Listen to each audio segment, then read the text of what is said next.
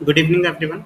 आज हम अपने बैकएंड को स्टार्ट करने जा रहे हैं। ठीक है, जैसे कि आज की जो क्लास होगी वो बैकएंड से रिलेटेड होगी। दीपक कुमार। ठीक है, तो आज की स्पेशल क्लास जो हमारी है वो पूरी तरीके से बैकएंड पे बेस्ड है, सॉरी डेटाबेस पे बेस्ड है। आज ये जो क्लास होगी ये बेसिकली इंट्रोडक्शन होगा व्हाट इज डेटाबेस, कितने टाइप के आपको डेटाबेस देखने को मिलेंगे। ठीक है, और क्योंकि आपके लिए सारे डेटाबेस अभी के समय पे इम्पोर्टेंट नहीं है, क्योंकि आप बिग डेटा जैसे या बहुत ह्यूज अमाउंट पे डेटा को ऑब्जर्वेशन नहीं करने वाले हो, बेसिकली आप डेटा साइंस फील्ड से नहीं हो। ठीक है, तो जो डेटाबेस हमारे लिए इम्पोर्टेंट होगा उसको उसके थोड़ी सी, क्योंकि ऊपर ऊपर से हम लोग देखेंगे। मेन आज की जो क्लास होगी वो मोंगो डीबी पे बेस्ड होगी। तो मोंगो डीबी क्या है, इसके थोड़े से इम्पोर्टेंट चीज़ों के बारे में हम लोग डिस्कस कर रहे होंगे। हम लोग मोंगो डीबी की आज की क्लास में इंस्टॉलेशन उसको देख रहे होंगे, इंस्टॉलेशन प्रोसेस को, क्योंकि इंस्टॉलेशन प्रोसेस कोई ज़्यादा ही टिपिकल चीज़ नहीं होती है। मैं आपको बता दूंगा आप कहाँ से चीज़ें इंस्टॉल करोगे, क्योंकि वो कंटेंट, या दीपक कुमार जी, अ, आपने दो डिवाइस से लॉगिन किया है ना? इसमें दोनों में हो गया सर कनेक्ट। लैपटॉप में भी हो गया, मोबाइल में भी हो गया सर कनेक्ट। तो एक से आप रिमूव कर लो। दो डिवाइस से आपने किस लिए कनेक्ट किया हुआ है? आप शेयर करना चाहते हो स्क्रीन को? दीपक कुमार जी, आप स्क्रीन शेयर करना चाहते हो?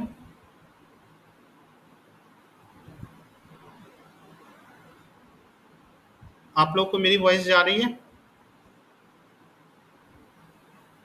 यस सर, आ रही हूँ। आ रही आ रही। ठीक है, अगर दीपक कुमार जी अगर आप अपने स्क्रीन शेयर करना चाहते हो तो एंड में आप कर लेना।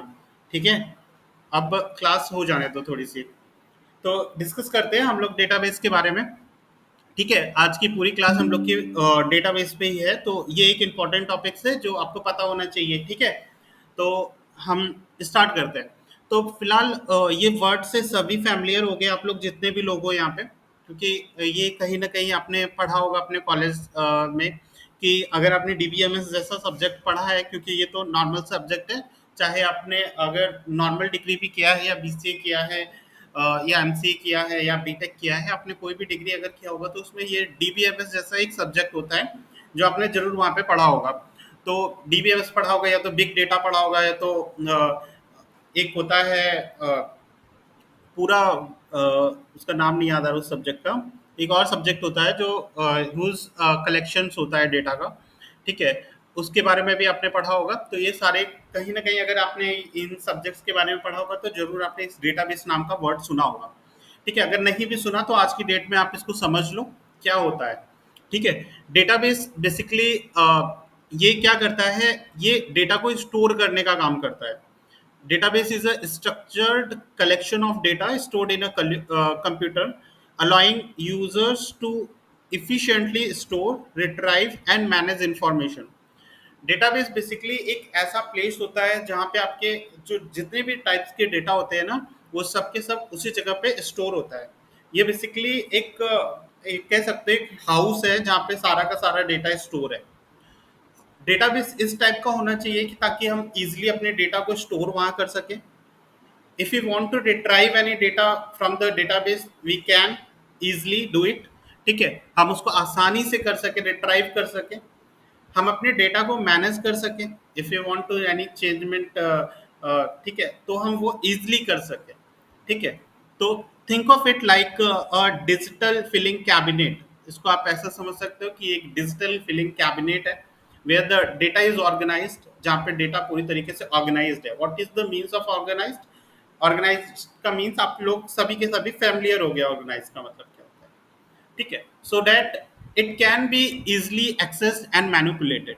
एक्सेस का मतलब कि हम उसे आसानी से उसको एक्सेस कर पाए, मतलब अगर हमें कोई इंफॉर्मेशन चाहिए तो हम इजिली गेट कर पाए अपने डेटाबेस से। मैनिपुलेट का मतलब अगर if you want to any changement in the store data we can.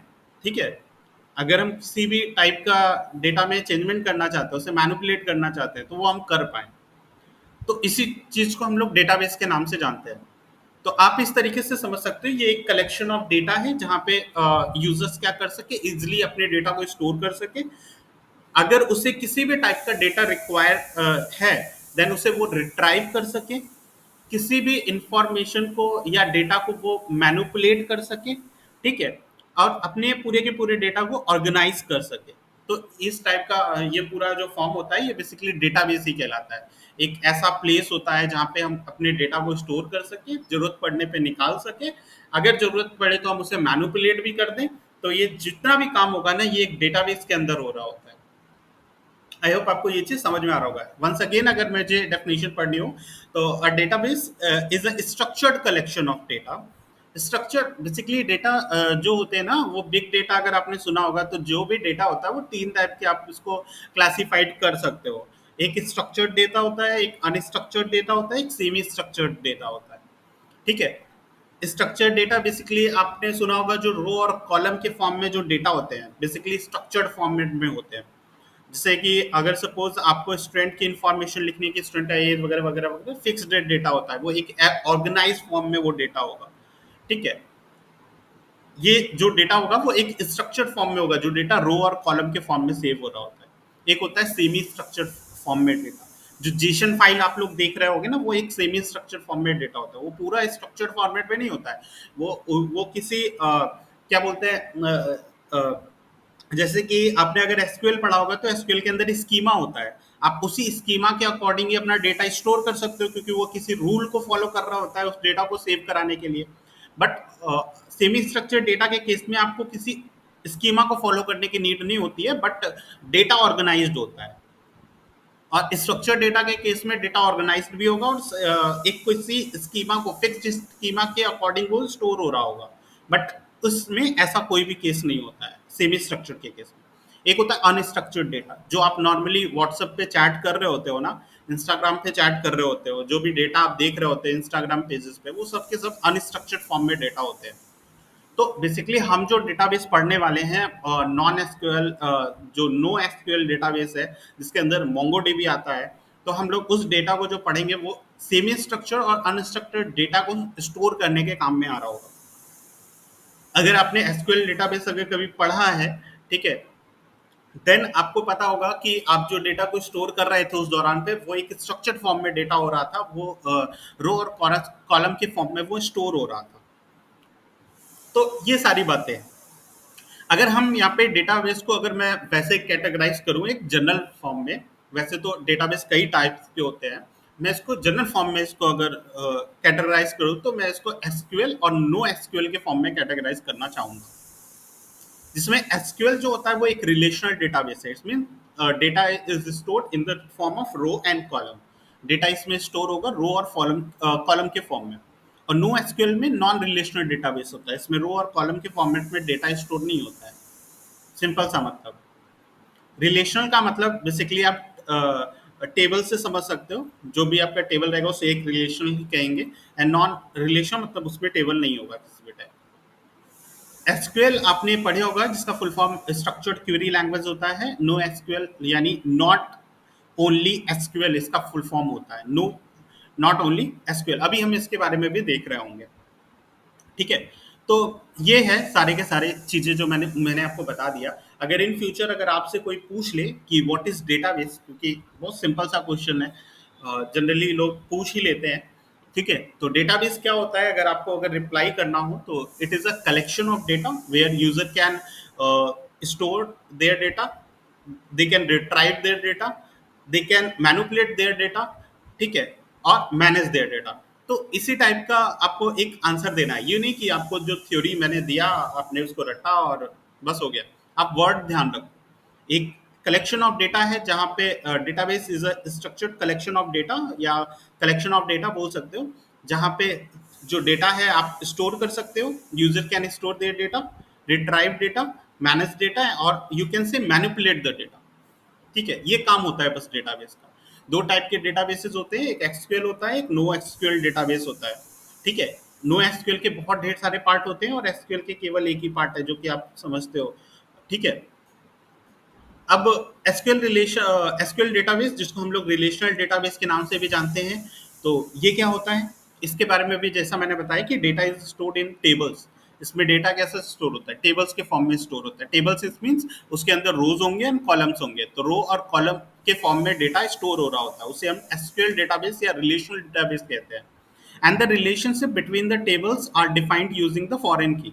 अगर आपको दो टेबल्स के बीच में अगर आपको रिलेशन दिखाना है ना, तो उसके लिए फॉरेन की का यूज किया जाता है।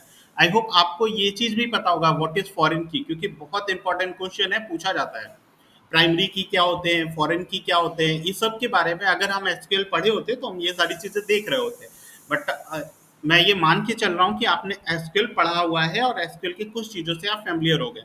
तो उसी में एक की होता है फॉरेन की, वो क्या करता है कि दो टेबल्स होते हैं, दो टेबल्स के बीच में रिलेशनशिप बताता है फॉरेन की। बेसिकली एक टेबल जिसमें प्राइमरी की होता है, दूसरे टेबल में एक टेबल में एक कॉलम कोई होगा जिसमें वो प्राइमरी की होगा, तो दूसरे टेबल में एक की होगा जिसमें उसी के जो कॉलम्स के अंदर डेटा होगा ना, वो वहां पे रिपीट हो रहा होगा। ठीक है। बट एक मिनट।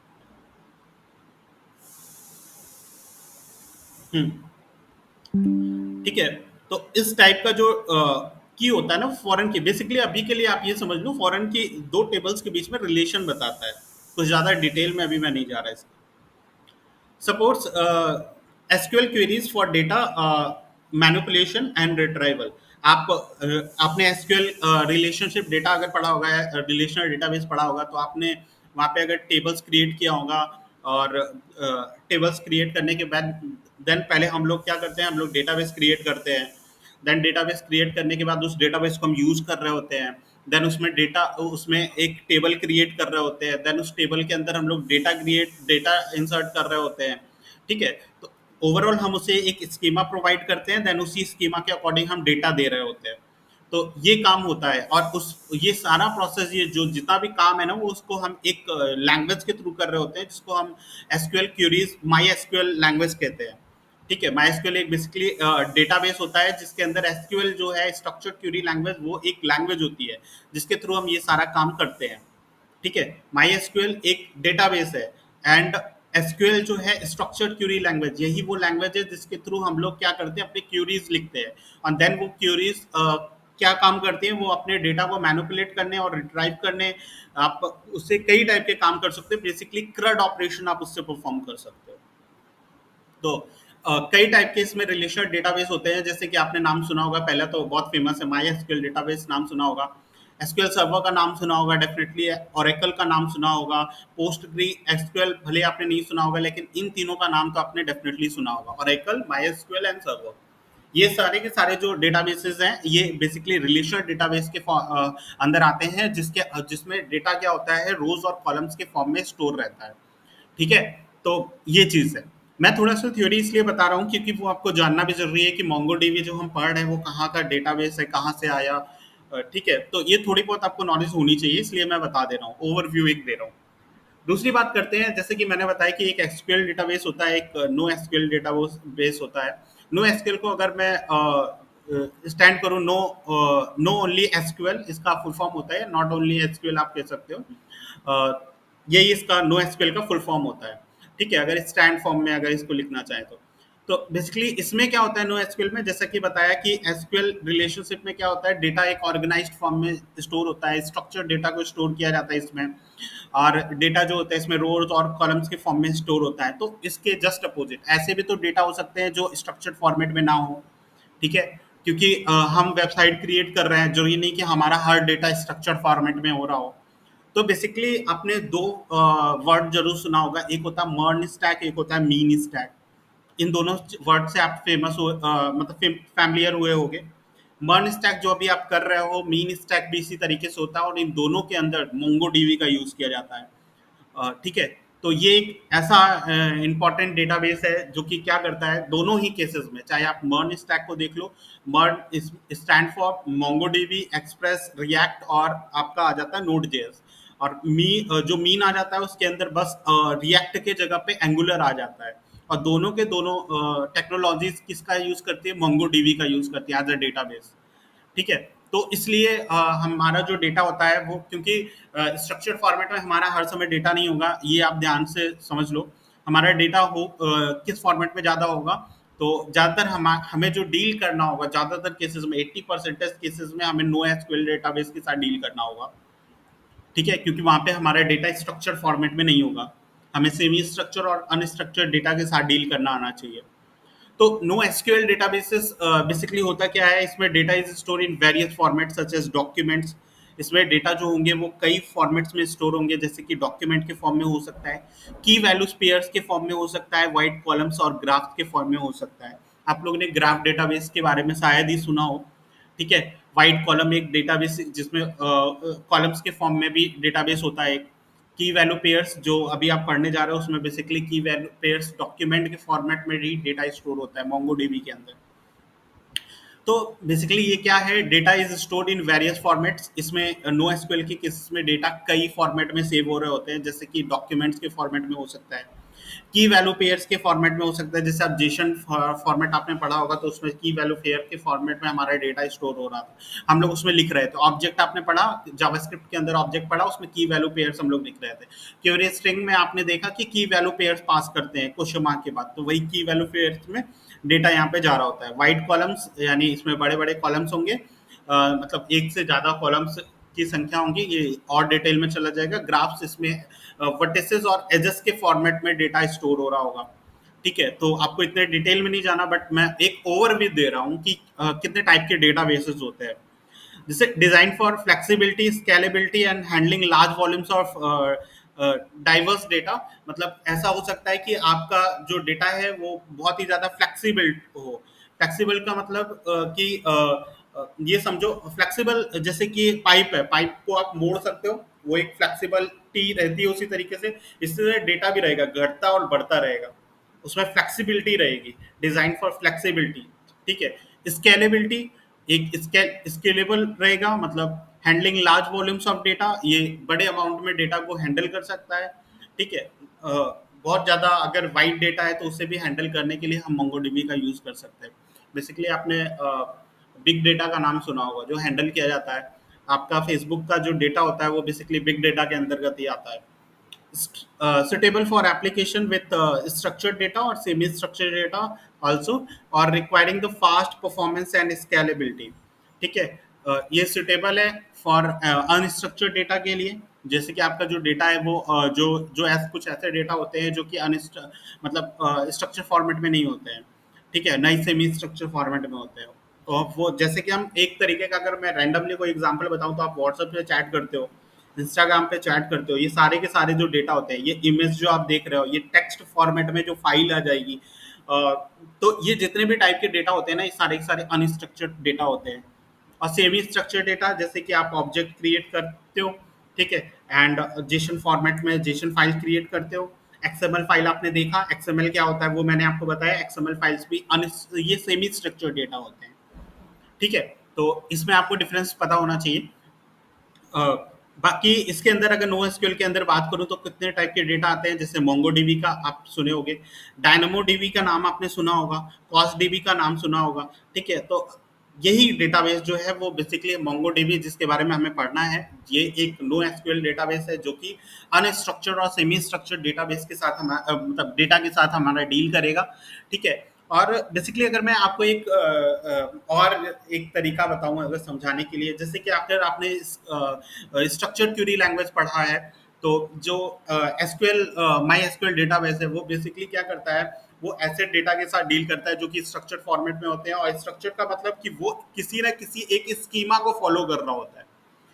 अगर आप अगर आपने माई एसक्यूएल पे कोई भी क्वेरी लिखी हुई है, तो देन आपने देखा होगा जब भी आप डेटा को पहले कोई भी टेबल क्रिएट करते हो, देन टेबल क्रिएट करते समय ही आप उसको इन्फॉर्म दे देते हो कि हमारे अंदर कितने एट्रीब्यूट रहेगा, इसका टाइप क्या रहेगा, एंड कोई उस प्राइमरी की क्या रहेगी, इसमें फॉरेन की क्या रहेगी, इसमें कंस्ट्रेंट क्या क्या रहेंगे, ये सब आप वाइल क्रिएटिंग योर टेबल आप सब कुछ डिफाइन कर देते हो। Then according to that constraint आप अपने क्या करते हो, डेटा को स्टोर कर रहे होते हो। ये एसक्यूएल के केसेस में होता है जहाँ पे स्ट्रक्चर्ड क्वेरी लैंग्वेज के अंदर होता है, बट नो एसक्यूएल के केसेस में ऐसा कुछ नहीं होता है। आपको you don't need any type define any आपकी type of voice lag schema हो इन रही है। This case. हेलो। वॉइस ज्यादा लैग हो रही है, अब आ रही सही? Hello, am I audible? Yes sir sir. आपकी वॉइस लैग हो रही है बीच बीच में। अब ठीक है? वेदर प्रॉब्लम है। अब ठीक है, अब ठीक है। आप पूछिए। हाँ, नहीं, अब इस ठीक है, समय अब ठीक है। बारिश हो रही है ना। हम्म तो ये मैंने बताया, अगर वॉइस प्रॉब्लम हो या कुछ भी प्रॉब्लम हो आप लोग तुरंत बोल देना, ठीक है? अब यहाँ पे ये चीज़ समझना, जैसे कि अब मैंने बताया कि इसमें किसी भी टाइप की सर स्कीमा। वॉइस अभी भी ब्रेक हो रही है आपकी। वॉइस अभी भी ब्रेक हो रही है। सर मैंने बताया के बाद से आप जो बोले वो आए नहीं, उसके बाद। एक मिनट, एक मिनट, जस्ट अ मिनट, एक मिनट।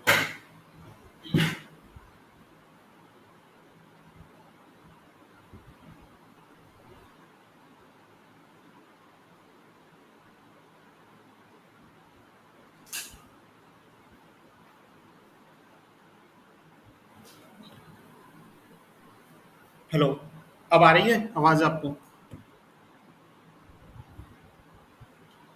आवाज़ आ रही है आप लोगों को? आ रही है, आ रही है। हाँ, ठीक है। अब अगर प्रॉब्लम होगा तो बताइएगा।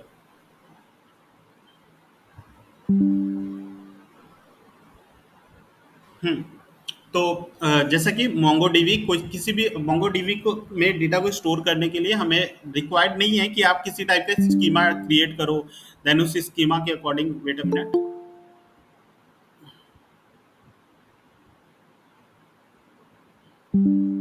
हाँ, मोंगोडीबी में डेटा स्टोर करने के लिए आपको ये नीड नहीं है कि आप किसी भी ये नेसेसरी नहीं है कि आप स्कीमा पहले डिफाइन करो, देन आप डेटा उसके अंदर डालो। ऐसा कुछ नहीं है। मोंगोडीबी स्कीमा लेस डेटाबेस है। आप विदाउट स्कीमा आप क्रिएट किए हुए आप किसमें डेटा को स्टोर कर सकते हो। ऐसा नहीं है कि आपको एक फिक्स ही डेटा को इसमें स्टोर करना है कि ये इसी टाइप का स्कीमा है एंड देन उसी के अकॉर्डिंग आपको डेटा इंसर्ट करो। जैसे कि एसक्यूएल में होता है, अगर उस टाइप का हमने उस स्कीमा के अकॉर्डिंग अगर मैंने डेटा स्टोर नहीं किया, देन मेरे पास एरर आता है। इसमें कोई एरर नहीं आएगा, ठीक है? तो ये चीज़ है। बट आप पूछोगे कि प्रोजेक्ट बनाते समय भी तो ऐसा प्रॉब्लम हो सकता है। अगर किसी ने दूर की सोची, तो प्रोजेक्ट बनाते समय हो सकता है हम जब मोंगोडीबी का यूज़ कर रहे हो, देन हम कुछ उसमें डेटा इंसर्ट करेंगे एंड देन ऐसा भी तो हो सकता है कि हमें जो डेटा यूज़र को इंसर्ट करना है उसके अलावा उसने कुछ और इंसर्ट कर दिया, देन वो डेटाबेस में जाके सेव हो जाएगा। देन ये तो प्रॉब्लमेटिक है ना। पासवर्ड की जगह हो सकता है उसने कुछ और एंटर कर दिया। ये सब चेक कैसे होगा? ये सब होगा भाई। ये सारे के सारे चेक हम लोग उसमें कंस्ट्रेंट लगा के उसमें स्कीमा हम लोग उस दौरान पे क्रिएट कर रहे होंगे। ये मोंगो डीवी ने आपको ये फैसिलिटी दी हुई है कि आप विदाउट स्कीमा क्रिएट करके भी डेटा इंसर्ट कर सकते हो। बट उसने ऐसा नहीं कहा है कि आप स्कीमा ही मत क्रिएट करो, ठीक है? स्कीमा लेस जरूर है ये, बट आपको जब प्रोजेक्ट बनाना है तो वहाँ पे हम लोग स्कीमा क्रिएट करेंगे एंड देन उस पे हम लोग बहुत सी चीज़ें होती हैं, जैसे पासवर्ड के लिए भी काफ़ी चीज़ें होती है एंड उसी के अकॉर्डिंग हम जब उस चीज़ को देख रहे होंगे, देन हम उस दौरान पे भी स्कीमा को क्रिएट कर रहे होंगे। क्योंकि हमें जो यूजर को जो एंटर करना है, देन हमें उसको चेक भी तो करना है कि यूजर सही डेटा एंटर कर रहा है या नहीं कर रहा है। हो सकता है नाम की जगह उसने अपना कुछ और ही डाल दिया, नंबर डाल दिया, तो ऐसा नहीं होगा। उस दौरान पे चीजें चेक हो रही होंगी, जिसको हम वैलिडेशन कहते हैं। तो उस पर हम लोग कंस्ट्रेंट लगा रहे होंगे, हम लोग एक स्कीमा क्रिएट कर रहे होंगे, एक मॉडल क्रिएट कर रहे होंगे, ठीक है?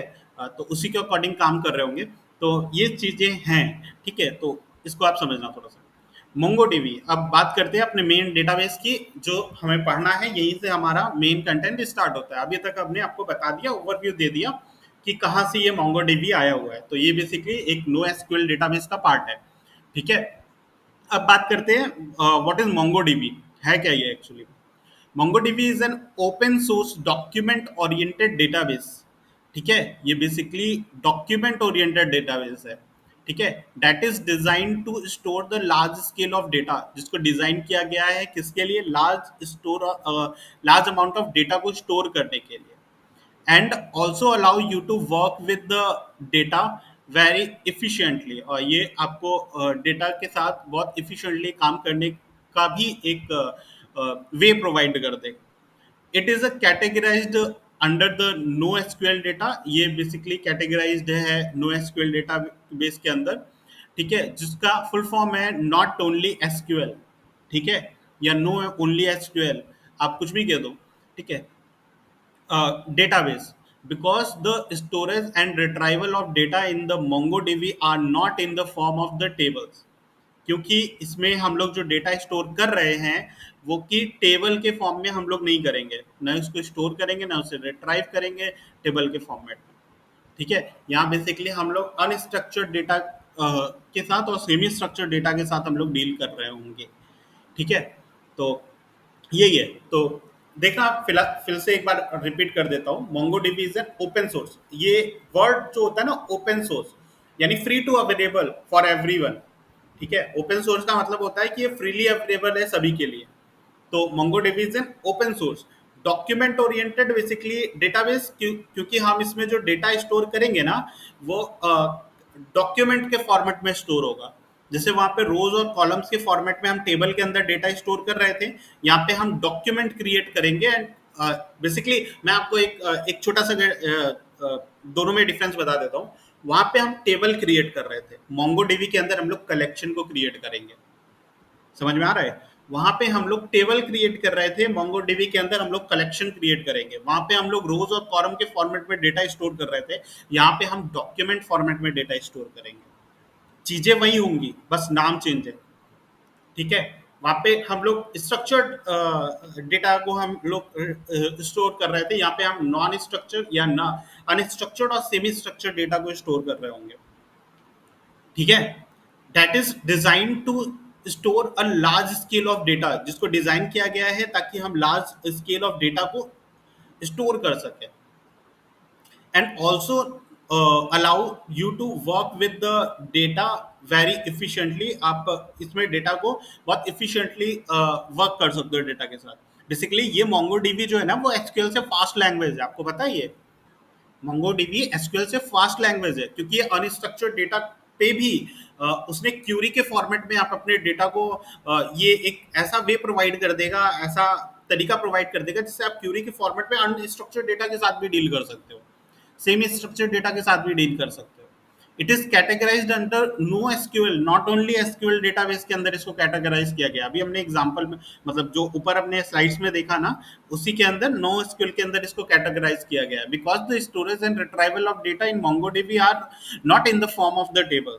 ठीक है, इसमें जो डेटा होता है ना, जो भी स्टोरेज और रिट्राइव करते हैं हम लोग डेटा का, वो हम लोग टेबल्स के फॉर्म में नहीं कर रहे होते हैं। अब समझना, यहाँ पे बहुत इंपॉर्टेंट चीज है, उसको ध्यान से सुन लो बस एक बार आप लोग, और देन ये स्लाइड को एक बार रिवाइज कर लेना। ये क्यों इंपॉर्टेंट है, ये हमें बेसिकली जब भी आपका क्वेश्चन होगा ना, क्योंकि आप डेटाबेस मोंगोडीबी आपने पढ़ा है, तो इन्हीं में से आपसे कोई क्वेश्चन पूछेगा। जो भी इंटरव्यूअर होगा वो इन्हीं में से आपसे क्वेश्चन पूछ लेगा। ठीक है, क्योंकि अगर डेटाबेस आपने पढ़ा है तो उसके बारे में डेफिनेटली आपसे क्वेश्चन पूछे ही जाएंगे। तो थोड़ा सा इसीलिए मैंने यहाँ पे थ्योरी आपको दिखाया है। अब यहाँ पे आप समझना, then MongoDB database contains collection just like MySQL database contains tables। अभी ये मैंने आपको क्लियर किया ना, जिस तरीके से MySQL database क्या करता है, टेबल्स को कंटेन करता है। मतलब MySQL database में हम कोई भी डेटा किसमें इंसर्ट करते हैं, हम लोग टेबल्स के अंदर इंसर्ट करते हैं। ठीक है, पहले हम लोग टेबल बनाते हैं, देन उसके अंदर हम लोग डेटा इंसर्ट करते हैं जब MySQL हम लोग पढ़ते हैं। देन इसके अंदर क्या होता है, इसके अंदर हम लोग कलेक्शंस को क्रिएट करते हैं। जैसे वहां पे टेबल क्रिएट होता है ना, यहाँ पे हमें कलेक्शन क्रिएट करना होता है। कलेक्शन के अंदर बेसिकली हम लोग क्या करते हैं, डॉक्यूमेंट्स फॉर्मेट में डेटा को स्टोर करते हैं। इसमें कई ढेर सारे डॉक्यूमेंट्स बनते हैं, जिस तरीके से उसमें कई ढेर सारे रोज बनते हैं, रोज के अंदर डेटा इंसर्ट होता है, इसी तरीके से यहाँ पे कई ढेर सारे कलेक्शंस डॉक्यूमेंट्स बनेंगे। डॉक्यूमेंट फॉर्मेट में इसमें डेटा स्टोर होगा एक कलेक्शन के अंदर। You are allowed to create multiple databases, आपको अलाउ किया गया है कि आप मल्टीपल डेटाबेसेस को क्रिएट कर सकते हैं, मल्टीपल कलेक्शंस आप लोग बना सकते हैं, ये इसके अंदर अलाउ है। Now inside of collection we have documents. अब हमने बताया ना, जैसे कि टेबल्स के अंदर उसमें डेटा होता है, डेटा क्या होता है, रोज होते हैं। जिस तरीके से उसमें टेबल्स के अंदर कई ढेर सारे रोज होते हैं, उसी तरीके से यहाँ पे क्या होता है, कलेक्शन होता है। कलेक्शन के अंदर कई ढेर सारे Now inside the collection we have documents, and these documents contains the data we want to store in the MongoDB और database। और इसी डॉक्यूमेंट के अंदर these documents contains the data, इसी डॉक्यूमेंट्स के अंदर डेटा होता है जो कि हम सर वॉइस स्टोर। ब्रेक हो रही है आपके भी। फिर से ब्रेक हो रही है, आप लोगों को सभी को हो रही है?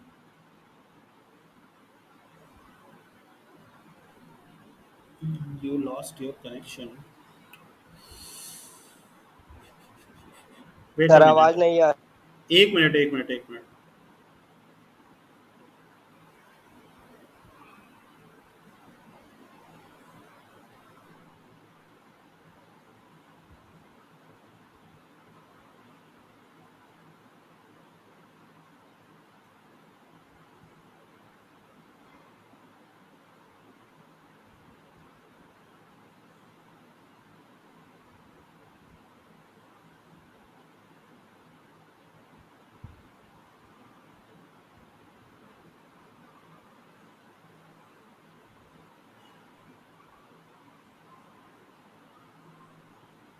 हेलो वो भी नहीं हाँ, वॉइस आई आप लोगों को? हेलो? हाँ सर अभी आई। डॉक्यूमेंट के बाद से आपने जो भी कहा वो सुनाई नहीं दिया सर। मैं दोबारा रिपीट कर दे रहा हूँ, वेट अ मिनट, जस्ट।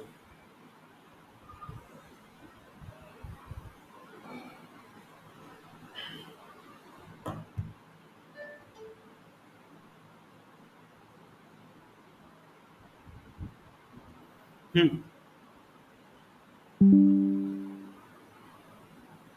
समझिएगा। जैसे कि now inside the collection we have documents. अब इसमें क्या होता है, आपको स्क्रीन विजिबल है ना? आप लोगों को स्क्रीन विजिबल है? मेरी वॉइस आ रही है क्लियर? सारी आ रही है। Yes sir. हम्म, ठीक है। ना inside the collections we have documents. अब क्या होता है, जैसा कि वहां पे माई एसक्यूएल के केसेस में क्या होता है कि हम लोग के पास एक टेबल होता है, हम लोग पहले टेबल क्रिएट करते हैं, देन उस टेबल के अंदर कई ढेर सारे रोज होते हैं जिसके अंदर डेटा स्टोर रहता है, ठीक है। इसी तरीके से इसके अंदर सबसे पहले हमें कलेक्शन क्रिएट करना पड़ता है। इसी कलेक्शंस के अंदर कई ढेर सारे डॉक्यूमेंट्स होते हैं, और इन्हीं डॉक्यूमेंट्स के अंदर हमारा डेटा होता है जो कि एक्चुअल में हम मोंगोडीबी डेटाबेस के अंदर हम लोग स्टोर करना चाहते हैं। यही चीज यहाँ पे लिखा है। Now inside the collection we have documents. These documents contains the data we want to store in the MongoDB database. ठीक है।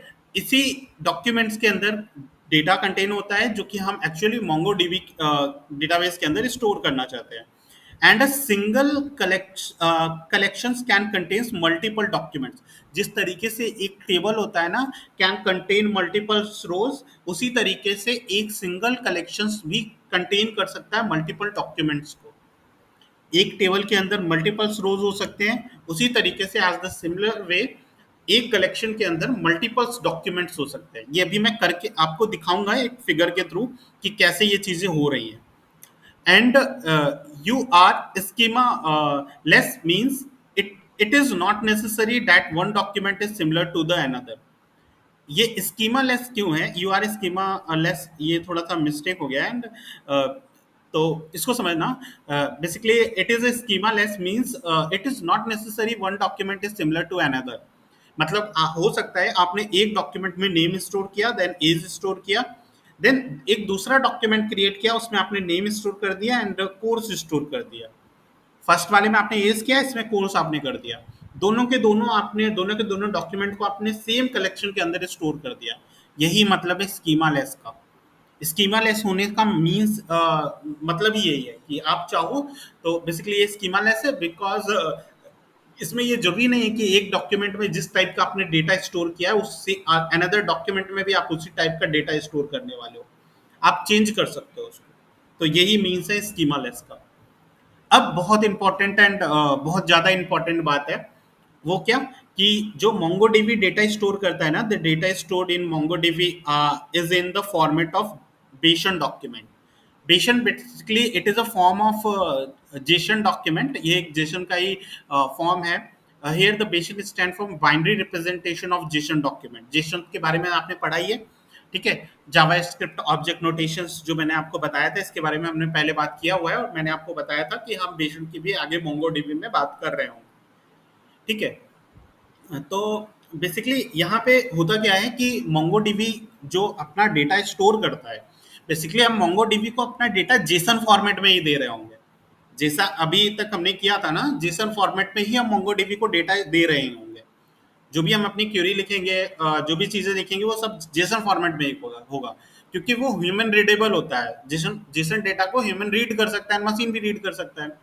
बट मोंगोडीबी क्या करेगा, उस जेसन डेटा को बेसन डेटा में कन्वर्ट करके उसे स्टोर करेगा। यानी मोंगोडीबी बेसिकली बेसन डेटा को स्टोर करेगा, जो कि जेसन डेटा को कन्वर्ट करके बेसन फॉर्मेट में करेगा एंड देन उसको सेव करेगा। तो मोंगोडीबी के अंदर जो डेटा स्टोर होगा ना, वो बेसिकली बेसन डॉक्यूमेंट के फॉर्मेट में होता है, विच इज नॉट रीडेबल।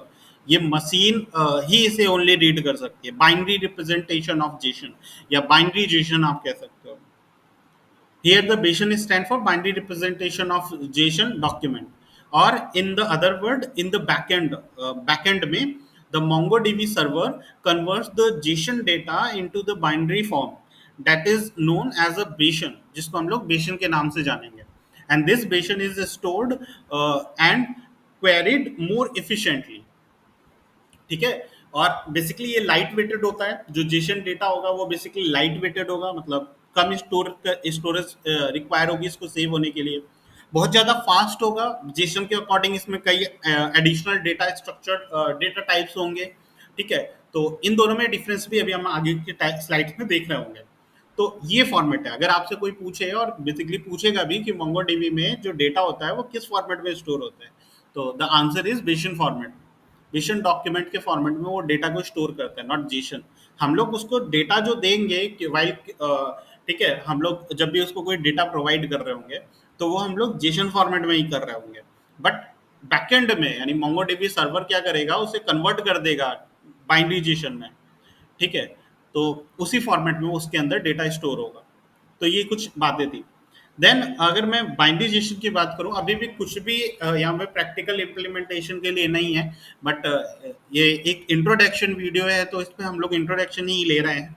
तो ये बेसिक चीज़ें जो आपको पता होनी चाहिए। इसमें कुछ भी ऐसा नहीं है कि जो आप ना जानो और मोंगोडीबी के ऊपर आप स्विच कर जाओ एंड देन आप चीज़ें लिखने लगो, क्योंकि वहाँ पे हम लिख रहे होंगे, देन आपको ये सारी चीज़ें हो रही होंगी, पता चलनी चाहिए कि ये चीज़ें हैं क्या। तो इसलिए ये इंट्रोडक्शन वीडियो है। आप बोर हो रहे होगे, आई नो, बट समझना पड़ेगा आपको। बेसन स्टैंड फॉर बाइंडरीजेशन, जैसा मैंने बताया कि इसमें जो डेटा होगा वो इसका फुल फॉर्म होता है बाइंडरीजेशन, यानी बाइनरी जावास्क्रिप्ट ऑब्जेक्ट नोटेशन आप बोल सकते हो। बेसन यानी binarization is a way MongoDB stores data, एक तरीका है जिससे कि मोंगोडीबी क्या करता है, डेटा को स्टोर करता है। It is similar to the JSON, JavaScript object notation के सिमिलर ही होता है, but optimised for performance and flexibility. But उससे ज़्यादा optimised in the case of performance and flexibility के भी केस में उससे ज़्यादा ऑप्टिमाइज्ड है। Bayesian is binary representation of JSON-like document.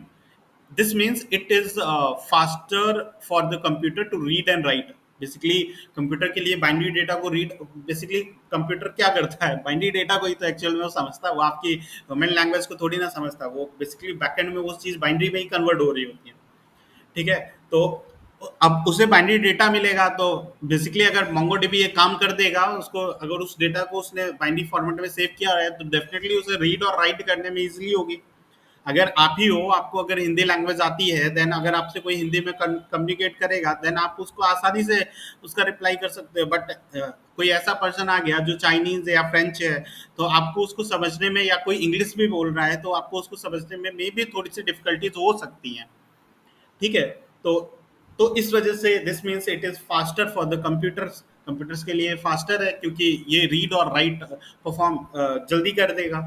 Can handle data types that JSON can not, कुछ ऐसे भी डेटा टाइप्स होंगे। डेटा टाइप्स बेसिकली आपको पता ही होगा कि ये बताता है which type of variable we are going to use. Data types का मतलब ये होता है ना कि हम कौन से टाइप का वेरिएबल यूज करने जा रहे हैं, मीन्स वेरिएबल, और you can say the value. ठीक है, which type of values we are going to use. ठीक है, तो वही डेटा टाइप्स आपको बताएगा कि आप इंटीजर वैल्यू यूज करने जा रहे हो, फ्लोट वैल्यू यूज करने जा रहे हो। बेसिकली हम लोग ने जेसन के अंदर जब जावास्क्रिप्ट ऑब्जेक्ट नोटेशन को देखा था या जावास्क्रिप्ट को देखा था, तो उसके अंदर जो डेटा टाइप्स था वो एक नंबर फॉर्मेट में था, याद है आपको। उसमें आप नंबर एक डेटा टाइप हुआ करता था, बट इसके अंदर नंबर को एक्सटेंड कर दिया गया है। यानी आप बाइनरी जेसन की बात करोगे तो इसमें नंबर के भी अलग अलग टाइप्स हो गए, जैसे numbers can be integer, can be float, can be double, can be long. इस टाइप में इसको डिवाइड कर दिया गया है, यानी इसमें नंबर्स की भी कैटेगरीज कर दी गई हैं। ठीक है। तो डेटा जो ऐसे कुछ डेटाबेस होंगे जैसे अनडिफाइंड एक डेटाबेस है जो कि बेसिकली जेसन के अंदर नहीं है बट डेटा टाइप शायद इसके अंदर है। लाइक डेट्स अगर बात करें तो डेट्स नाम का एक डेटा टाइप्स है जो कि जेसन के अंदर आपको नहीं मिलेगा बट बेसन के अंदर मिलेगा। बाइनरी डेटा जो कि जेसन बेसिकली ये काम ही नहीं है उसका कुछ, तो ये बाइनरी के अंदर है, बेसिकली जेसन के अंदर नहीं होगा। तो बाइनरी जो डेटा होगा it is not human readable, क्योंकि जेसन डेटा को हम लोग रीड कर सकते थे। हम जिस भी टाइप का जेसन डेटा हम लोग लिख रहे थे, ठीक है, तो उसे हम लोग रीड कर पा रहे थे। बट बाइनरी डेटा को ह्यूमन रीडेबल नहीं होगा, इसे ह्यूमन रीड नहीं कर पाएगा, but efficient for the computer. लेकिन ये कंप्यूटर के लिए एफिशिएंट होगा।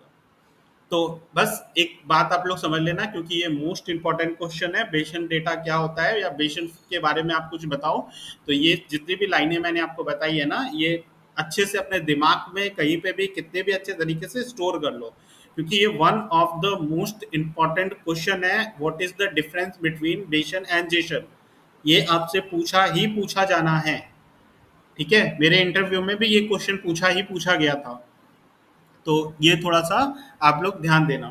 ठीक है, binary JSON is a way MongoDB to store data.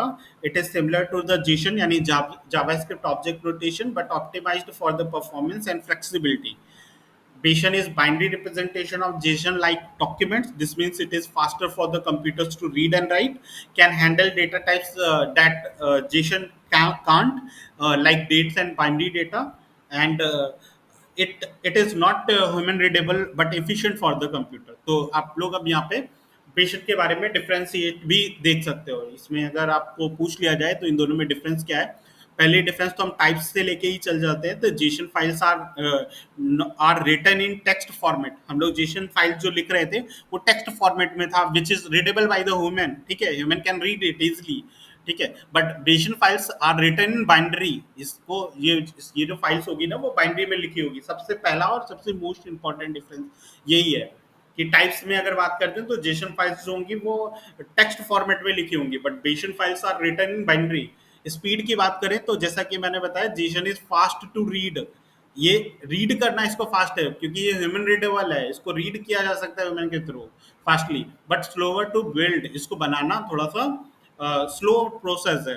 बेसन इज स्लो टू रीड, इसको रीड करना थोड़ा सा मुश्किल पड़ जाएगा, इसको रीड करना थोड़ा सा स्लो प्रोसेस है, but faster to build and scan. और इससे बिल्ड करना और स्कैन करना ये चीज़ इसमें फास्टर है। स्पेस की बात करें तो जैसा कि मैंने बताया कि JSON data is slightly smaller in byte size, BSON is slightly larger in byte size. ये थोड़ा सा लार्जर होता है।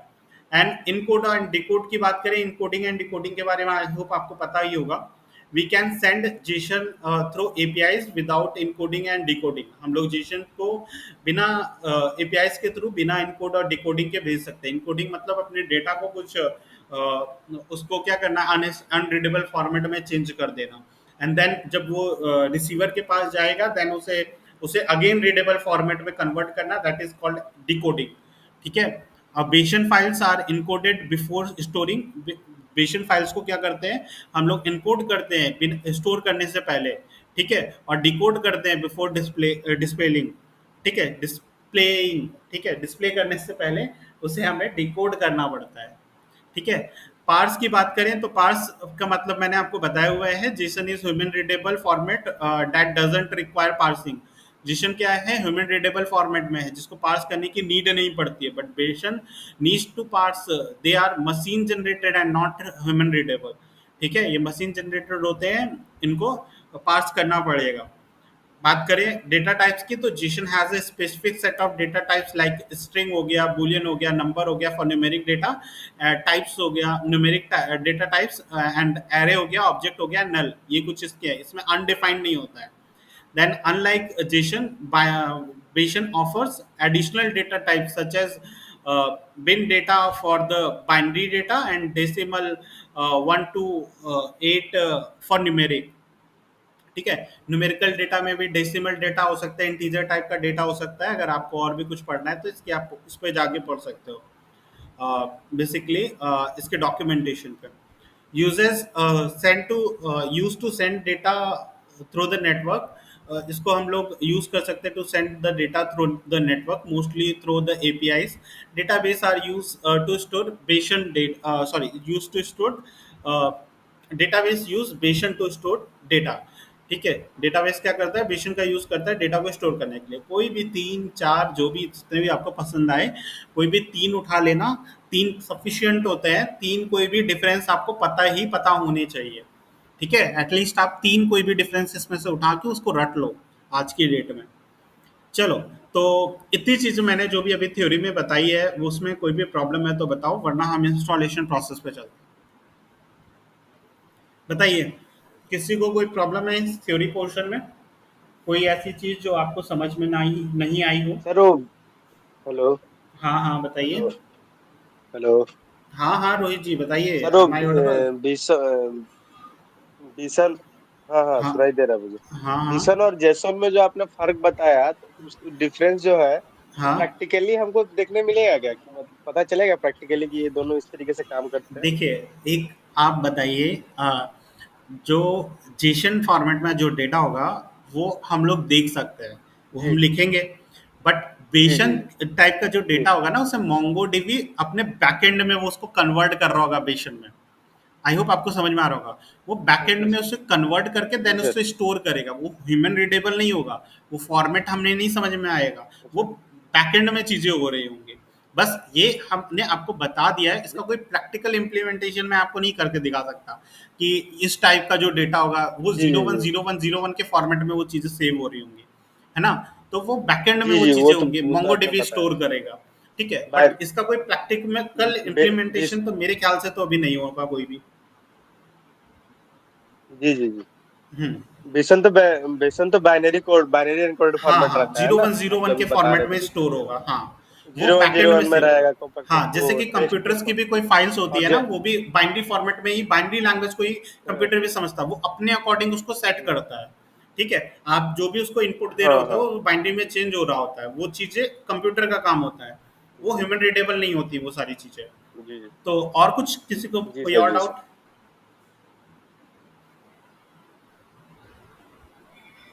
और कोई डाउट है? सर समझ में तो आ गया तो, लेकिन हम्म यस सर, वैसे मतलब इससे थोड़ा रिलेटेड है सर. हम्म. जैसे कि मोंगो डीबी को हम यूज करते हैं लास्ट डेटा के लिए, हाँ, लार्ज है डेटा ना. के लिए नहीं, बेसिकली आप ये नहीं कह सकते कि हम बेसिकली लार्ज डेटा अमाउंट के लिए यूज कर रहे हैं.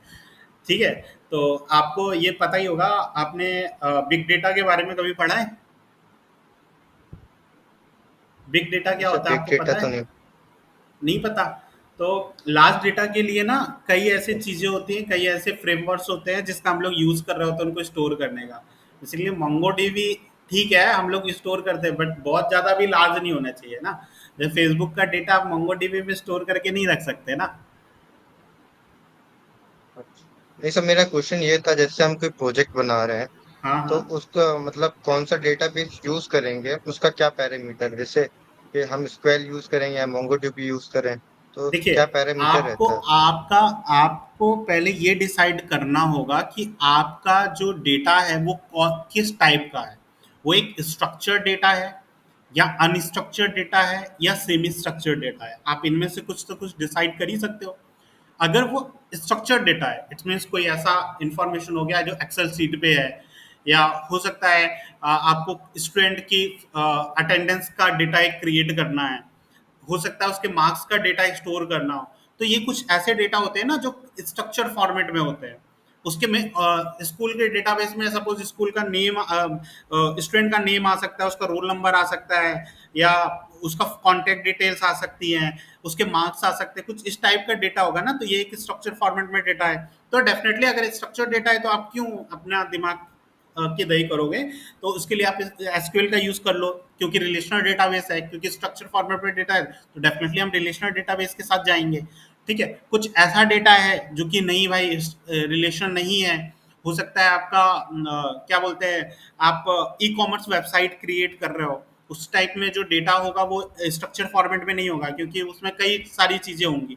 ठीक है, प्राइजेज होंगे, उस पर फ्लक्चुएट हो रहे होंगे, डिस्काउंट चल रहा होगा, एंड कई ऐसी चीज़ होंगी, पेमेंट्स होंगे. ठीक है, आपको अलग अलग चीज़ों पे डील करना होगा, तो आप वो स्ट्रक्चर फॉर्मेट में कर पाओगे क्या? आप ही रिप्लाई कर दो. नहीं कर पाओगे उस चीज को। तो आपको डेफिनेटली यस नहीं कर किसी अनस्ट्रक्चर्ड डेटा वाले डेटाबेस का यूज करना होगा। देन उस केसेस में एक मोंगोडीबी एक ऑप्शन है, ठीक है, कि आप मोंगोडीबी का यूज कर सकते हो। ऐसा नहीं है कि एक ही डेटाबेस है इसको हैंडल करने के लिए, और भी डेटाबेस होते हैं, बट मोंगोडीबी एक बेटर ऑप्शन है विद नोड जेएस। ठीक है, आप अगर एक्सप्रेस के साथ काम कर रहे हो तो मोंगोडीबी एक बेस्ट ऑप्शन माना जाता है कि आप मोंगो का यूज कर लो। इसीलिए आपका कोर्स जो है ना मर्न स्टैक, उसमें जो पहला एम आता है ना वो मोंगोडीबी है, एंड दूसरा ई यानी एक्सप्रेस है, यानी एक्सप्रेस और मोंगोडीबी का एक कनेक्शन है। देन एक और आपने नाम सुना होगा मीन स्टैक, ठीक है, MEAN, जहां पे बस रिएक्ट के जगह फ्रेमवर्क एंगुलर यूज होता है, और उस दौरान पे भी आप एक्सप्रेस के साथ मोंगोडीबी का यूज कर रहे होते हो। ठीक है, तो इस वजह से हम लोग यहाँ पे मोंगोडीबी को यहाँ पे प्रेफर कर रहे हैं। ठीक है, और किसी को कोई प्रॉब्लम? तो अगर किसी को कोई प्रॉब्लम नहीं है तो सबसे पहले इंस्टॉलेशन प्रोसेस पे हम देख लेते हैं। अच्छा, मैं आपको एक चीज बता देता हूँ, आप में से कितने लोगों के पास अभी करेंटली लैपटॉप से लॉगिन है?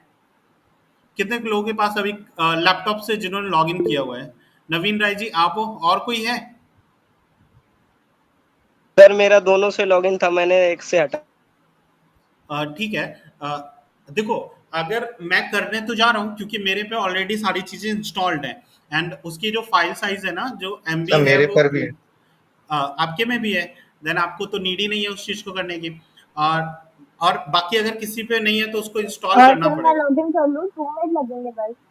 हाँ, आप कर लो, ठीक है, कर लो, क्योंकि उसकी फाइल साइज जो है ना थोड़ी सी लार्ज है, ओके उसको सर। थोड़ा टाइम लगेगा उसको डाउनलोड होने में। ठीक है, मे भी तो मेरे पास तो इस समय थोड़ा सा नेटवर्क प्रॉब्लम हो रहा है वेदर प्रॉब्लम की वजह से, तो मैं आपको करके चीज़ें दिखा देता हूँ। ठीक है, जैसे हमें सपोज दो चीज़ें हमें डाउनलोड करना है। एक हमें कम्युनिटी सर मैं सर्वर, लॉगिन करूँ नहीं करूँ अभी लैब में? आप कर लो, अगर आप देख लो आपका अगर नेट फास्ट चल रहा है तो अगर हो जाएगा तो मैं उसी में आपको समझा दूंगा। ठीक है, तो किसी को प्रॉब्लम नहीं होगी। एक लोग बस उस चीज़ को डाउनलोड करो, और बाकी सब लोग बाद में कर लेना। ओके सर, मैं अभी लॉगिन करूँ। हाँ हाँ, जल्दी करिए प्लीज, क्योंकि आप जब मोंगो डीबी को इंस्टॉल करोगे देन आपको दो चीज़ें आपको रिक्वायर होगा। एक तो पहले आपको कम्युनिटी सर्वर इंस्टॉल करना पड़ेगा, देन आपको सेल मोंगो सेल को इंस्टॉल करना पड़ेगा। देन उन दोनों की लोकेशन आपको ठीक है, उसका पाथ सेट करना होगा। ठीक है, उनका पाथ भी सेट करना जरूरी है। अगर आप लोग पाथ नहीं सेट करोगे देन उसको आप कमांड लाइन से उसको क्योंकि जो भी हम क्वेरीज लिखेंगे वो बेसिकली हम लोग गेट बैश पे ही लिख रहे होंगे, तो कमांड लाइन से एक्सेस कर पाओ, इस वजह से मैं ऐसा करवा रहा हूँ। ठीक है, क्योंकि ये सारी क्वेरी हमें लिखनी नहीं है, बेसिकली हम लोग जब प्रोजेक्ट कर रहे होंगे तो उस दौरान पे हम लोग एटलस का यूज कर रहे होंगे। बेसिकली वो एक क्लाउड होता है जहाँ पे आपका डेटा स्टोर होता है, क्योंकि आप उस प्रोजेक्ट को डिप्लॉय करोगे, आपका प्रोजेक्ट आपने क्रिएट किया और दूसरे लोग भी उस प्रोजेक्ट को देख पाए अपने इंटरनेट पे, तो उसके लिए उसे डिप्लॉय करेंगे, एंड डिप्लॉय करेंगे देन उसका डेटाबेस आपके लोकल सिस्टम पे होगा तो कैसे रन करेगा, वो डेटाबेस को भी हमें क्लाउड पे स्टोर करना होगा। ठीक है, कोई इमेज होगा देन उसको हमें क्लाउडनरी पे स्टोर करना पड़ेगा। ठीक है, तो ये सारे काम जो होंगे ना वो हम लोग क्लाउड पे ही कर रहे होंगे, तो एटलस का हम लोग यूज कर रहे होंगे, बट अभी के लिए क्योंकि हमें सिंपल चीजें समझनी है तो उसके लिए हम लोग नॉर्मल टर्मिनल गिट बैश का यूज कर रहे होंगे।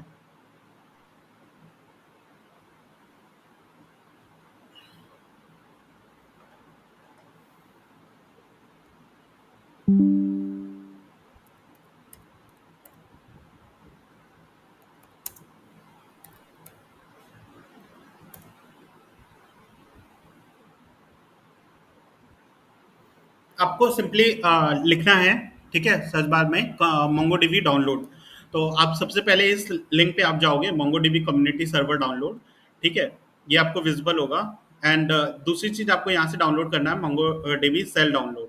ठीक है, तो दोनों चीज़ें आपको यहाँ पे डाउनलोड करते समय मिल जाएगी। तो जैसे ही आप मोंगोडीबी कम्युनिटी सर्वर पे जाते हो देन आप देखोगे यहाँ पे आपका करंट वर्जन दिख रहा होगा, 7.0.12 करंट वर्जन है। विंडोज एक्स पे जिसके अकॉर्डिंग आप जो भी आप 64 है या 32 है आप अपने अकॉर्डिंग देख लेना। पैकेज MSI को ही हम डाउनलोड कर रहे होंगे, और सिंपली ये डाउनलोड बटन है, इस पर हमें क्लिक करना है और हमारा डाउनलोड प्रोसेस स्टार्ट हो जाएगा। बट ये फाइल साइज आई थिंक 350 के अप्रॉक्सीमेट होगा, 350 MB के अप्रॉक्सीमेट। तो ये थोड़ा सा टाइम टेकिंग प्रोसेस है। तो अगर कोई कर सकता है तो मैं बताते जा रहा हूँ, वो करता चला जाए। आपने लॉगिन किया आकांक्षा जी?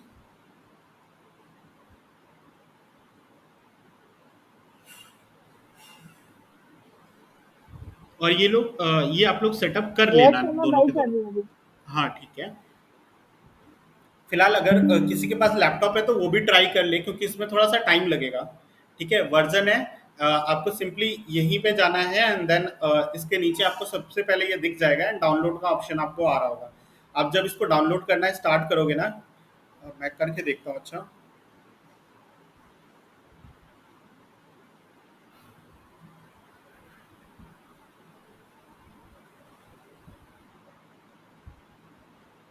हाँ, तो ये फाइल साइज क्योंकि काफ़ी लार्ज है एंड 6 to 8 मिनट यहाँ पे अभी बता रहा है, 6 मिनट लगेगा फुल डाउनलोड प्रोसेस होने पे।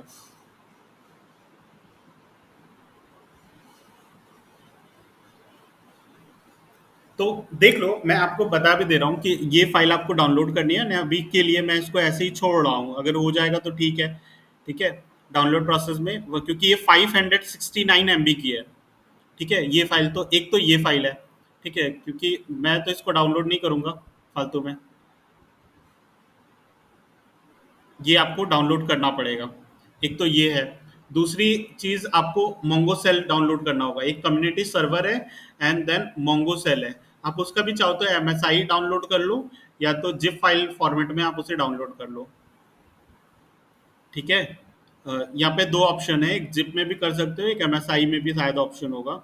हाँ, MSI में भी ऑप्शन है, आप जिसमें चाहो उसमें डाउनलोड कर लो और उसे एक्सटेंड कर लेना अगर जिप में किया है तो।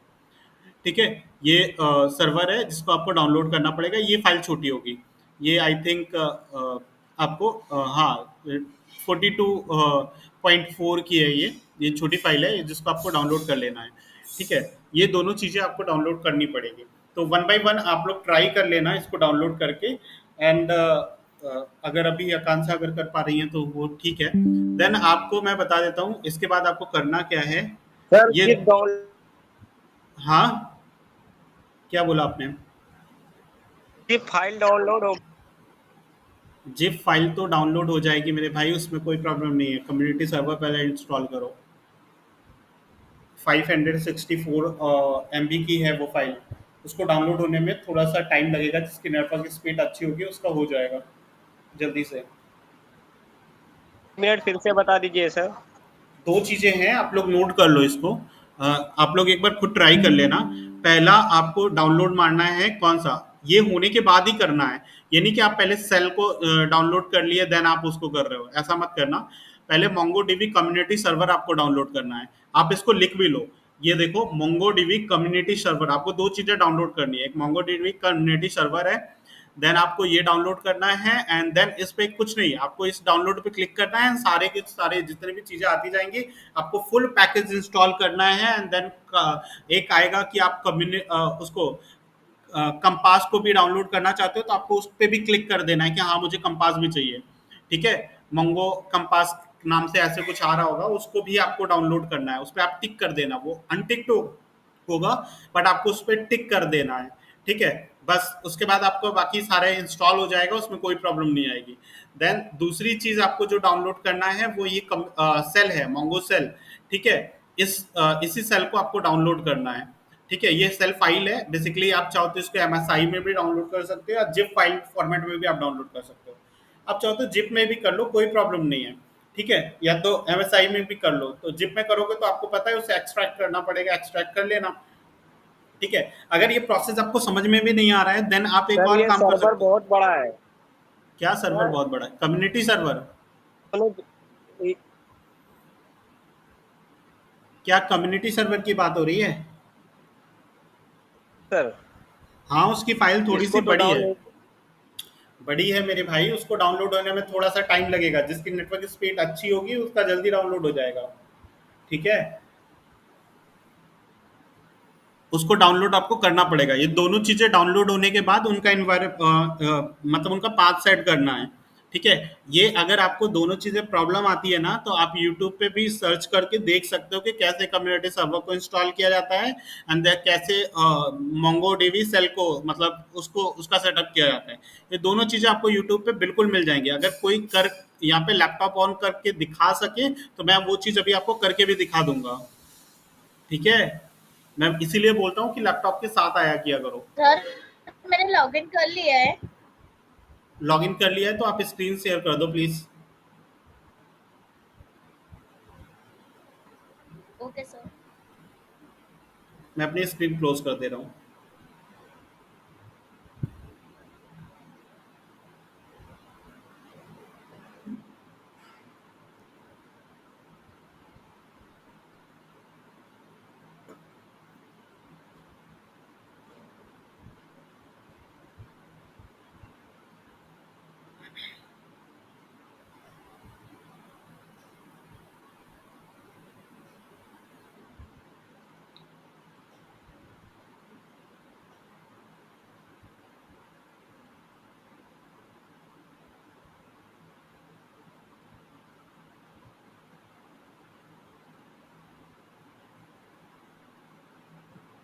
सर स्क्रीन शो हो रही है मेरी? हाँ, हो रही है। आप डायरेक्ट उस टैब पे जाओ, मोंगोडीबी कम्युनिटी सर्वर जो लिखा हुआ है, डाउनलोड मोंगोडीबी।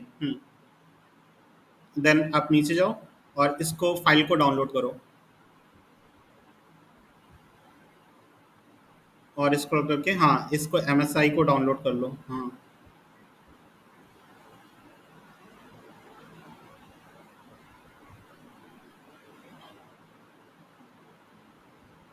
ये स्टार्ट हो गया है डाउनलोडिंग। ओके ना?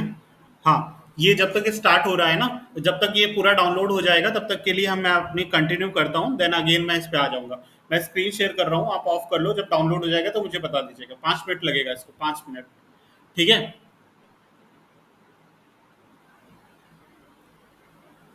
तब तक मैं आगे ठीक चलता है हूँ। सर।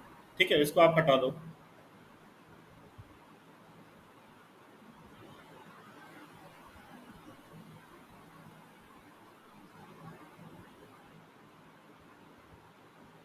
ठीक है, अब हाँ, तो वो जब डाउनलोड हो जाएगा देन वहाँ पे क्योंकि हम लोग एक सेल इंस्टॉल करा रहे हैं ना, तो मैंने बताया कि बेसिकली हमें एक कम्युनिटी सर्वर इंस्टॉल करना पड़ेगा।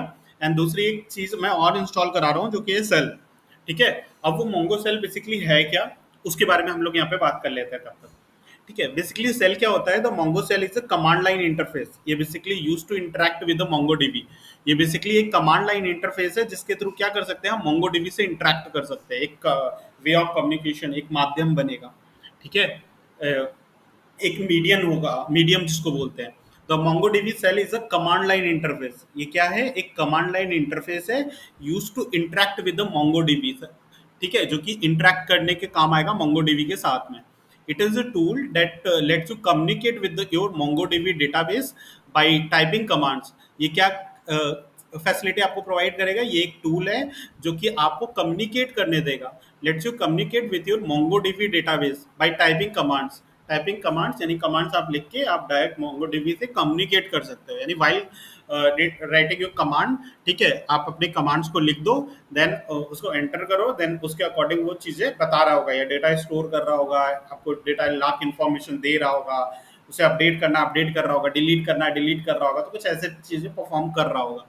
ठीक है, की पॉइंट्स की बात करें तो बेसिकली ये कमांड लाइन टूल्स होता है। You you use it by typing commands in a text based interface. Text based interface में आप क्या करोगे? चीज़ें कमांड लिखोगे, लाइक ए टर्मिनल और कमांड प्रॉम्प्ट की तरह आप उसको यूज कर सकते हो बेसिकली। इसी तरीके से देन डेटाबेस इंटरेक्शन, मतलब you can perform the various action like CRUD operation जो होते हैं, creating database, adding data, updating data and retrieving data. आप डेटा को क्रिएट कर सकते हो, ऐड कर सकते हो, अपडेट कर सकते हो एंड रिट्राइव कर सकते हो। Retrieve basically you if you want to fetch any data from the database then you can. ठीक है, रिट्राइविंग का मतलब ये सही होता है। स्क्रिप्टिंग मतलब क्योंकि ये MongoDB जो है वो बेसिकली जावा स्क्रिप्ट को ये रिकॉग्नाइज करता है। जावा स्क्रिप्ट के बेसिक बेसिक कमांड, जैसे कि मैंने जब आपको नोट पढ़ाया था देन उस दौरान पे भी बताया था कि वो जावा स्क्रिप्ट पे ही बेस्ड है।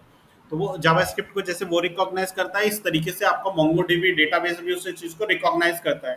यानी ये बेसिक चीज़ें जो होती है, बेसिक स्क्रिप्ट्स जो होंगे जावास्क्रिप्ट के, ये उसको समझ जाएगा। You can write scripts to automate task making it easier to manage your database. ठीक है। अब बेसिकली जब हमारा ये सारा काम हो जाएगा, देन उसके बाद क्या होगा कि हम अपने जब पूरा का पूरा चीज़ें हमारा फिक्स हो जाएगा, अभी फाइल्स डाउनलोड हो जाएंगी, देन हम अपने मोंगोडीबी का सेटअप कर लेंगे, इन्वायरमेंट वेरिएबल मतलब सेट कर लेंगे। देन उसके बाद हम अपने जब गिट बैश को इंस्टॉल करेंगे या कमांड लाइन कहीं पे भी इंस्टॉल करके देखेंगे, तो हमें सबसे पहली लाइन जो उस पर लिखनी पड़ेगी वो मोंगो सेल है। Basically to start the Mongo dB database, तो उसको स्टार्ट करने के लिए हमें मोंगो एसएच लिखना पड़ेगा। इससे क्या होगा कि हम मोंगो के सेल के अंदर चले जाएंगे, जो अभी सेल बताया ना, बेसिकली ये एक इंटरफेस आपको प्रोवाइड कर देगा। यही इसी सेल के अंदर, ये मोंगो सेल है ना, इसी सेल के अंदर हम चले जाएंगे। क्या लिखते ही एक कमांड हमें एंटर करना होगा, मोंगो एसएच। जैसे ही हम इसको लिख के एंटर करेंगे, हम किसके अंदर पहुंच जाएंगे, मोंगो सेल के अंदर पहुंच जाएंगे। यही जो कि क्या है, बेसिकली एक कमांड लाइन इंटरफेस होगा। ठीक है, जो कि आपको इंटरेक्ट करने में हेल्प करेगा मोंगोडीबी के साथ, या आपको कम्युनिकेट करने देगा मोंगोडीबी डेटाबेस के साथ, कि आप अपने कमांड को टाइप करो एंड यू कैन एडिट और रिट्राइव और मैनिपुलेट योर डेटा। ठीक है, आप अपने मोंगोडीबी के जो डेटा स्टोर है, आप उसको उसको चीज ये सारे एक्शंस को परफॉर्म कर सकते हो। तो बेसिकली ये है। एंड सबसे पहले मैंने यहाँ पे लिखा हुआ है अभी, क्योंकि आपका डाउनलोड हो गया आकांक्षा जी, आपका डाउनलोड हुआ कि नहीं हुआ? वेट सर, मैं चेक कर रही हूँ।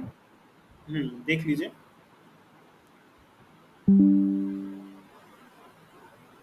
क्योंकि ये सारी चीजें उसी से नो सर, अभी रिलेटेड है। कंप्लीट इनकम्प्लीट है अभी। अभी नहीं हुआ है?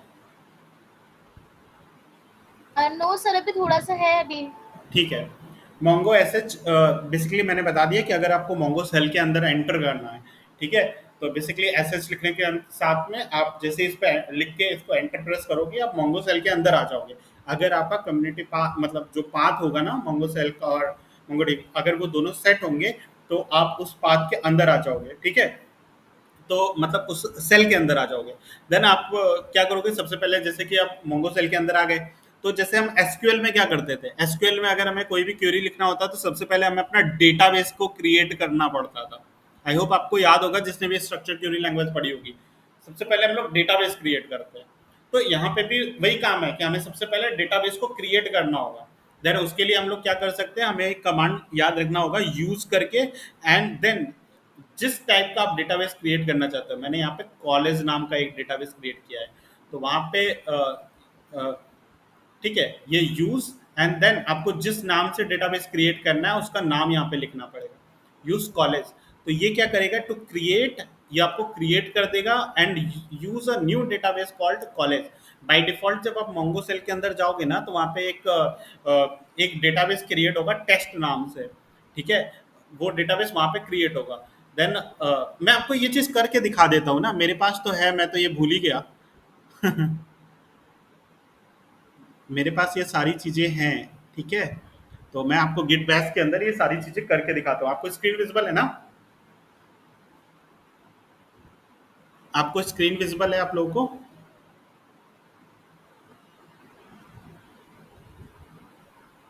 Yes sir. हाँ, तो स्क्रीन अगर विजिबल है तो फिर आप देख लो। ठीक है, तो सबसे पहले देखो, अगर आपका पूरा सेटअप हो जाएगा, आपने इन्वायरमेंट वेरिएबल और सब कुछ सेटअप कर लिया, डाउनलोड कर लिया, तो सबसे पहला जो कमांड आपको लिखना है मोंगो एसएच। ये सिंपली आपको टाइप करना है मोंगो एसएच। अब जैसे ही, अब आपका अगर सब कुछ ठीक होगा, ठीक से डाउनलोड हुआ होगा, देन इन्वायरमेंट वेरिएबल आपने सेट कर लिया होगा, ठीक है, मतलब पाथ आपने सेट कर लिया होगा, देन आप अगर इस पर एंटर करोगे, तो जैसे ही आपने एंटर किया, आपका कुछ इस तरीके से इंटरफेस आ जाएगा और आपको यहाँ पे दिखेगा करंट मोंगो सेल्स आईडी ये है। ठीक है, कनेक्टिंग टू, इससे आप कनेक्ट हो चुके हो, मोंगोडीबी से आप कनेक्ट हो चुके हो, using MongoDB, using Mongo shell, उसका मतलब वर्जन्स आ गया यहाँ पे, आप कौन सा वर्जन यूज कर रहे हो, और मोंगो सेल 2.2.12 अवेलेबल वगैरह वगैरह ये बता रहा है कि डाउनलोड कर लो। एंड आपके पास देखो सबसे पहले यहाँ पे एक डेटाबेस क्रिएट हो गया। ये बेसिकली टेस्ट नाम का एक बाय डिफॉल्ट डेटाबेस जब भी आप क्रिएट करोगे ना, जब भी आप सेल के अंदर एंटर करोगे, तो ये आपका पहला डेटाबेस जो होगा वो क्रिएट हो जाएगा, जो कि होगा टेस्ट नाम से आपका ये डेटाबेस क्रिएट हुआ है। ठीक है, तो आपके पास बेसिकली इसको यूज करने के लिए मैं आपको सबसे पहले एक कमांड बताता हूँ। हेल्प नाम की एक कमांड होती है, जिससे आप क्या करोगे, हेल्प करने से आपके पास कई ढेर सारे ऑप्शंस आ जाएंगे, कई कई कमांड आ जाएंगे जो आपको बेसिकली यूज करना है। तो सबसे पहले आपके पास एक आ जाता है use and then set the your current database. आप अपने करंट डेटाबेस को सेट कर सकते हो। उसके लिए आपको 100 डेटाबेसेस, अगर आपको डेटाबेसेस देखना है तो आप ये कमांड 100 डेटाबेसेस लिख सकते हो, नहीं तो 100 डीबीएस लिख सकते हो, शॉर्ट फॉर्म है 100 डेटाबेसेस। ये क्या करेगा कि print a list of all available databases. जो भी डेटाबेसेस होंगे ना, उनकी सारी की सारी आपको लिस्ट पर दे देगा कि आपके पास कौन कौन सा डेटाबेस है। देन एक और चीज होता है शो कलेक्शंस। आप इस कमांड को प्रेस कर सकते हो, या शो टेबल्स। ये क्या करेगा कि print a list of all the collection for the current database. जो भी आपका करंट डेटाबेस जो होगा ना, उसमें जितने भी कलेक्शंस होंगे, कलेक्शंस में जितने भी टेबल्स होंगे, आप लोग अगर एसक्यूएल के लैंग्वेज में पढ़ो तो उसके अंदर टेबल्स होते थे, तो उसके अंदर जितने भी टेबल्स होंगे वो सारे के सारे आपको यहाँ पे दिख रहे होंगे। ठीक है, तो ये दोनों चीजें मैं आपको करके दिखाता हूँ। जैसे कि सबसे पहले टेस्ट डेटाबेस के अंदर है ना, तो इसके अंदर 100 डेटाबेसेस, आप सिंपली 100 लिख दो एंड डेटाबेसेस डीबीएस लिख दो। ये आपको विजिबल है, सबसे नीचे चला गया ना। आई होप आपको ये लाइन विजिबल है ना। नीचे आप लोग इस लाइन को देखना, जहाँ व्हाइट व्हाइट पोर्शन है। ठीक है, मैंने सिंपली यहाँ पे 100 डेटाबेसेस लिखा हुआ है एंड देन प्रेस एंटर। तो मैंने यहाँ पे एंटर किया है, यहाँ पे कई ढेर सारे डेटाबेसेस आ गए। आपके केसेस में ऐसा नहीं होगा। ठीक है, मैंने यहाँ पे एंटर किया और मेरे पास तो कई डेटाबेसेस आ गए, बट आपके केसेस में कुछ लिमिटेड डेटाबेस आ रहे होंगे, जैसे कि एडमिन आ रहा होगा अगर आपने फर्स्ट टाइम क्रिएट किया है। एंड देन आपके पास टेस्ट नाम का एक डेटाबेसेस आ रहा होगा जो करेंटली आपका चल रहा है। एंड लोकल नाम से एक डेटाबेस आ सकता है, शायद कन्फिग आ सकता है, ये कन्फिग नाम से एक डेटाबेस क्रिएट हुआ है। ठीक है, तो कुछ 3 आपके पास शायद डेटाबेस आएंगे। ठीक है, जो आप इनिशियली ये कमांड रन करोगे, जब आप मोंगोडीबी आपने कोई प्रोजेक्ट पे काम नहीं किया होगा, देन उस दौरान पे ये डेटाबेसेस आपको दिख रहे होंगे। ठीक है, सो डेटाबेसेस करने पे, डीबीएस करने पे आपको ये सारी चीजें दिख रही होंगी। अगर अब बेसिकली अगर आपको इससे बाहर जाना है तो आप क्योंकि इस सेल से अगर आपको बाहर जाना है तो आप 2 तरीके से जा सकते हो, या तो आप एग्जिट प्रेस कर दो या तो आप क्विट प्रेस कर दो। ठीक है, आप एग्जिट प्रेस करोगे तो quit the MongoDB shell with exit, ये ऑपरेशन आप दे सकते हो। आप अगर क्विट करोगे तो आप इससे जा सकते हो, नहीं तो आप एक और होता है शॉर्ट फॉर्म की कंट्रोल प्लस सी, अगर आपने प्रेस कर दिया कीबोर्ड से तब भी आप इस सेल से बाहर जा सकते हो। मैं एग्जिट करता हूँ and then exit and then clear हम कर देते हैं। ठीक है, तो ये काम होता है। बेसिकली हमने क्या किया कि जैसे ही हम mongo sh लिखेंगे, हम इसके सेल के अंदर एंटर हो जाएंगे। सपोज अगर मुझे यहाँ पे जितने भी डेटाबेसेस की हमने कौन कौन से डेटाबेसेस क्रिएट किया, अगर वो मुझे देखना है तो 100 डेटाबेसेस हम लिख देंगे। ठीक है, ये इतना काम हम करेंगे। ठीक है, कोई भी अगर हमें डेटाबेस, कितने हमने डेटाबेस क्रिएट किया तो हम 100 डेटाबेसेस कर सकते हैं। अभी क्या इस टेस्ट के अंदर कोई भी कलेक्शन है क्या, तो हम 100 कलेक्शंस भी चेक कर सकते हैं। COLLECTION। ठीक है, 100 कलेक्शंस देखते हैं कितना कलेक्शंस है। तो बताया कि टेस्ट डेटाबेस के अंदर 2 कलेक्शंस हमने क्रिएट किया है, एक एम्प्लॉयज नाम से, एक यूजर्स नाम से मैंने कलेक्शन क्रिएट किया हुआ है। ठीक है, तो मैंने तो बेसिकली यहाँ पे क्रिएट किया हुआ है, हो सकता है आपने ना क्रिएट किया हो, तो आपके दौरान पे यहाँ पे कुछ भी नहीं आएगा। ठीक है, वो डायरेक्ट टेस्ट अगली लाइन वो खुल के आ जाएगा। तो ये कुछ होगा। देन इतनी चीज हो गई। अब इसके अलावा मैं और क्या बताऊँ आपको। हाँ ठीक है, एग्जिट करते हैं एंड देन इसको क्लियर करते हैं। तो अभी मैंने आपको एक और फिर से मैं बताता हूँ मोंगो सेल के अंदर जाने के लिए, मोंगो सेल। ठीक है, एंड देन अब मुझे क्या करना है कि मुझे यहाँ पे चेक करना है, मुझे और कोई डेटाबेस यूज करना है। जैसे सपोज आप जब भी आप कोई प्रोजेक्ट करते हो या कोई भी डेटाबेस, पहले सबसे पहले हमें डेटाबेस क्रिएट करना होता है। तो क्रिएट करने के लिए यूज आप करोगे एंड देन सपोज हमें कॉलेज नाम से एक डेटाबेस क्रिएट करना है, देन कॉलेज। ठीक है, यूज कॉलेज आप जैसे ही लिखोगे ना, ये डेटाबेस क्रिएट हो जाएगा। ठीक है, यूज कॉलेज किया, आप देखोगे स्विच टू डेटाबेस कॉलेज। तो हमने जैसे ही यूज कॉलेज लिखा ना, तो उसने क्या किया, एक कॉलेज नाम का एक डेटाबेस क्रिएट किया एंड देन उसको यूज करने लगा। पहले हम इस टेस्ट नाम के डेटाबेस के अंदर थे, जैसे ही मैंने यूज कॉलेज लिखा ना, तो इसने कॉलेज नाम का डेटाबेस क्रिएट किया एंड देन उसे यूज भी करने लगा। हम अब कॉलेज नाम के डेटाबेस के अंदर है। ठीक है, जैसे कि हमें एसक्यूएल में क्या करना होता था, एसक्यूएल में हम क्यूरी लिखते थे डेटाबेस को क्रिएट करने के लिए, क्रिएट डेटाबेस कॉलेज नाम से, एंड देन हमें उसे यूज करना पड़ता था, देन हम एक और कमांड लिखते थे यूज कॉलेज, ठीक है। तो लेकिन अब यहाँ पे हमें वो नहीं करना है, हमें केवल बस एक लाइन लिखना है यूज कॉलेज। ये क्या करेगा, अगर वो उस नाम का डेटाबेस प्रेजेंट नहीं होगा तो उससे पहले क्रिएट कर देगा, देन उसे यूज भी कर लेगा। अगर पहले से क्रिएट होता देन उसे वो क्रिएट नहीं करता, उसी को यूज करने लगता। ठीक है, अगर उस नाम से सपोज कॉलेज नाम का डेटाबेस मेरे इस डेटाबेस में प्रेजेंट है, तो देन उसे वो क्रिएट नहीं करेगा, उसे डायरेक्ट वो यूज करने लगेगा। अगर वो चीज नहीं अवेलेबल होगा, वो उस नाम का डेटाबेस नहीं है, तो पहले वो उसे क्रिएट करेगा, देन उसे यूज करेगा। आई होप आपको डिफरेंस पता चल गया होगा। तो आप लोग हो ना? हाँ, आवाज आ रही है ना मेरी? आप लोग को आवाज आ रही यस है? सर, आ रही है। हाँ, तो ये बात समझ में आ गया। यूज कॉलेज मतलब to create and use the new database called college. ये क्या करेगा, आपको क्रिएट भी कर देगा एंड उसे यूज भी कर लेगा डेटाबेस, जो कि हमने कॉलेज नाम का डेटाबेस यहाँ पे क्रिएट किया है। सपोज आपको इंडस्ट्री नाम का एक डेटाबेस क्रिएट करना है, तो यूज इंडस्ट्री। सपोज आपको स्कूल नाम से कोई डेटाबेस क्रिएट करना है, यूज स्कूल। सपोज आपको किसी भी नाम से आपको डेटाबेस क्रिएट करना है, यूज के बाद देन उसका नाम लिख दो, उस डेटाबेस क्रिएट हो जाएगा, एंड देन उसी के अंदर, उसी डेटाबेस के अंदर आप चले जाओगे। ठीक है, तो बेसिकली मैंने बताया कि ये क्या करता है, ये स्क्रिप्ट फॉर्मेट में, क्योंकि ये जावास्क्रिप्ट को भी अंडरस्टैंड करता है। ये चीज़ तो मैंने अभी आपको बताई नहीं। हाँ, तो जावास्क्रिप्ट जैसे सपोज 1+2 ये क्या है, बेसिकली एक जावास्क्रिप्ट है ना, तो उसे उसने रिकॉग्नाइज किया एंड देन उसका आंसर उसने शो कर दिया कि 3 होगा इसका answer. Suppose console dot log करा लेते हैं कुछ, अ, ठीक है, we are learning MongoDB. ठीक है, तो इसने, ये मेरा बेसिकली जावास्क्रिप्ट का कोड है, तो इसने रिकॉग्नाइज किया और उसने लॉक करा दिया, कंसोल डॉट लॉक करा दिया, और ये मैसेज मेरे पास प्रिंट हुआ। सपोज मैं कुछ कर लेता हूँ एंड एक और जावास्क्रिप्ट का कोड लिखता हूँ। तो बेसिक जो कोड रहते हैं जावास्क्रिप्ट के, जैसे मैंने नोड जेएस पे दिखाया था ना आपको, वो इन सारी चीज़ों को भी वो रिकॉग्नाइज करता है। अपर UPPER, अपर केस। ठीक है, तो हाँ, तो ये देखो, इसने सौरभ जो स्मॉल में लिखा था उसे उसने कैपिटल में कर दिया। तो इससे ये प्रूफ होता है कि ये मोंगोडीबी जो है आपके जावास्क्रिप्ट को भी रिकॉग्नाइज करता है। ठीक है, तो ये कहीं ना कहीं एक अच्छा वे है, ठीक है, कि वो उसे रिकॉग्नाइज कर रहा है। ठीक है, एंड देन अब हम बात करते हैं, इतनी चीजें हो गई ना, अब हम बात करते हैं इस कलेक्शंस की।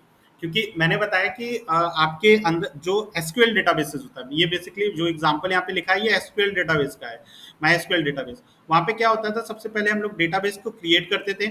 ठीक है, अब जब भी हम लोग डेटाबेस क्रिएट करते थे तो उस डेटाबेस, सपोज ये ग्रीन कलर में आपको पूरा ये रेक्टेंगल बॉक्स जो दिख रहा है ना, ये पूरा का पूरा डेटाबेस है। इस डेटाबेस के अंदर हम लोग कई टेबल्स क्रिएट करते थे। तो इसमें क्या होता था, टेबल्स के फॉर्मेट में डेटा स्टोर होते थे। एक टेबल हमने क्रिएट किया, उसके अंदर कई ढेर सारे रोज एंड कॉलम्स होते थे। दूसरा टेबल, तीसरा टेबल, उसी फॉर्मेट में, टेबल के फॉर्मेट में, रिलेशन फॉर्मेट में हम लोग डेटा स्टोर करते थे, टेबल्स में डेटा को स्टोर करते थे। हर टेबल के पास अपना रोज होता था, कॉलम्स होता था। बेसिकली वहाँ पे रोज के फॉर्मेट में ही डेटा स्टोर हो रहा होता है।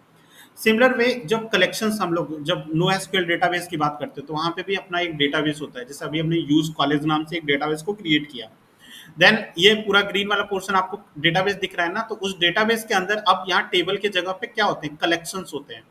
यहाँ क्या होता है, कलेक्शंस होगा। और इसी हर एक कलेक्शंस के अंदर, सपोज ये एक कलेक्शन मैंने क्रिएट किया, बेसिकली इसको आप टेबल की तरह फॉर्म कर सकते हो।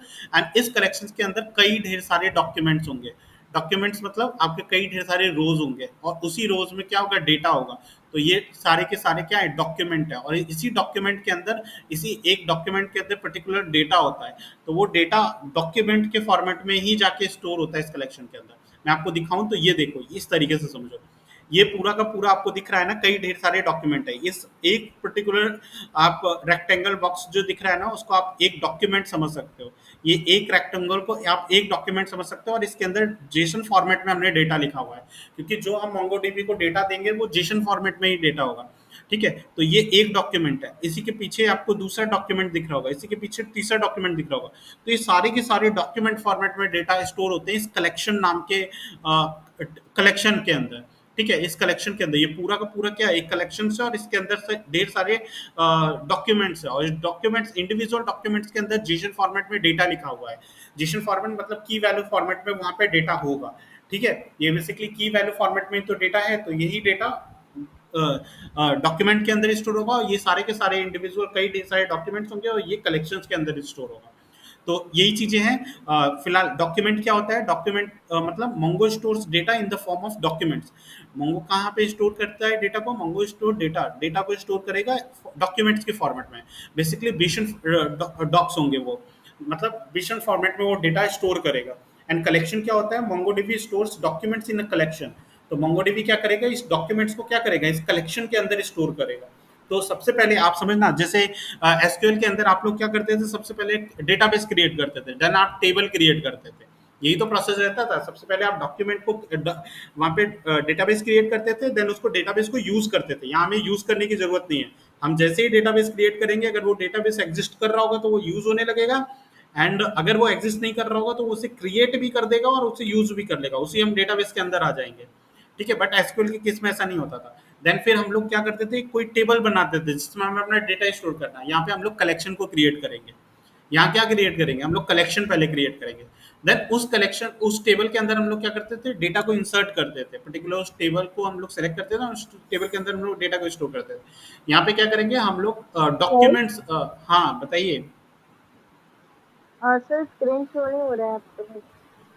स्क्रीन शो नहीं हो रहा है, सभी को पास वही प्रॉब्लम है, स्क्रीन नहीं शेयर हो रहा है। स्क्रीन आप लोग को शेयर नहीं हो रहा है, हो रहा है? आई डोंट नो सर, पता नहीं मुझसे क्यों नहीं हो रहा है। मैं ऑलरेडी 2 से 3 बार लॉग आउट करके लॉग इन किया हुआ है। नेटवर्क इशू होगा। बाकी लोगों को हो रहा है कि नहीं हो रहा है? स्क्रीन विजिबल है बाकी हो को? रहा था सर।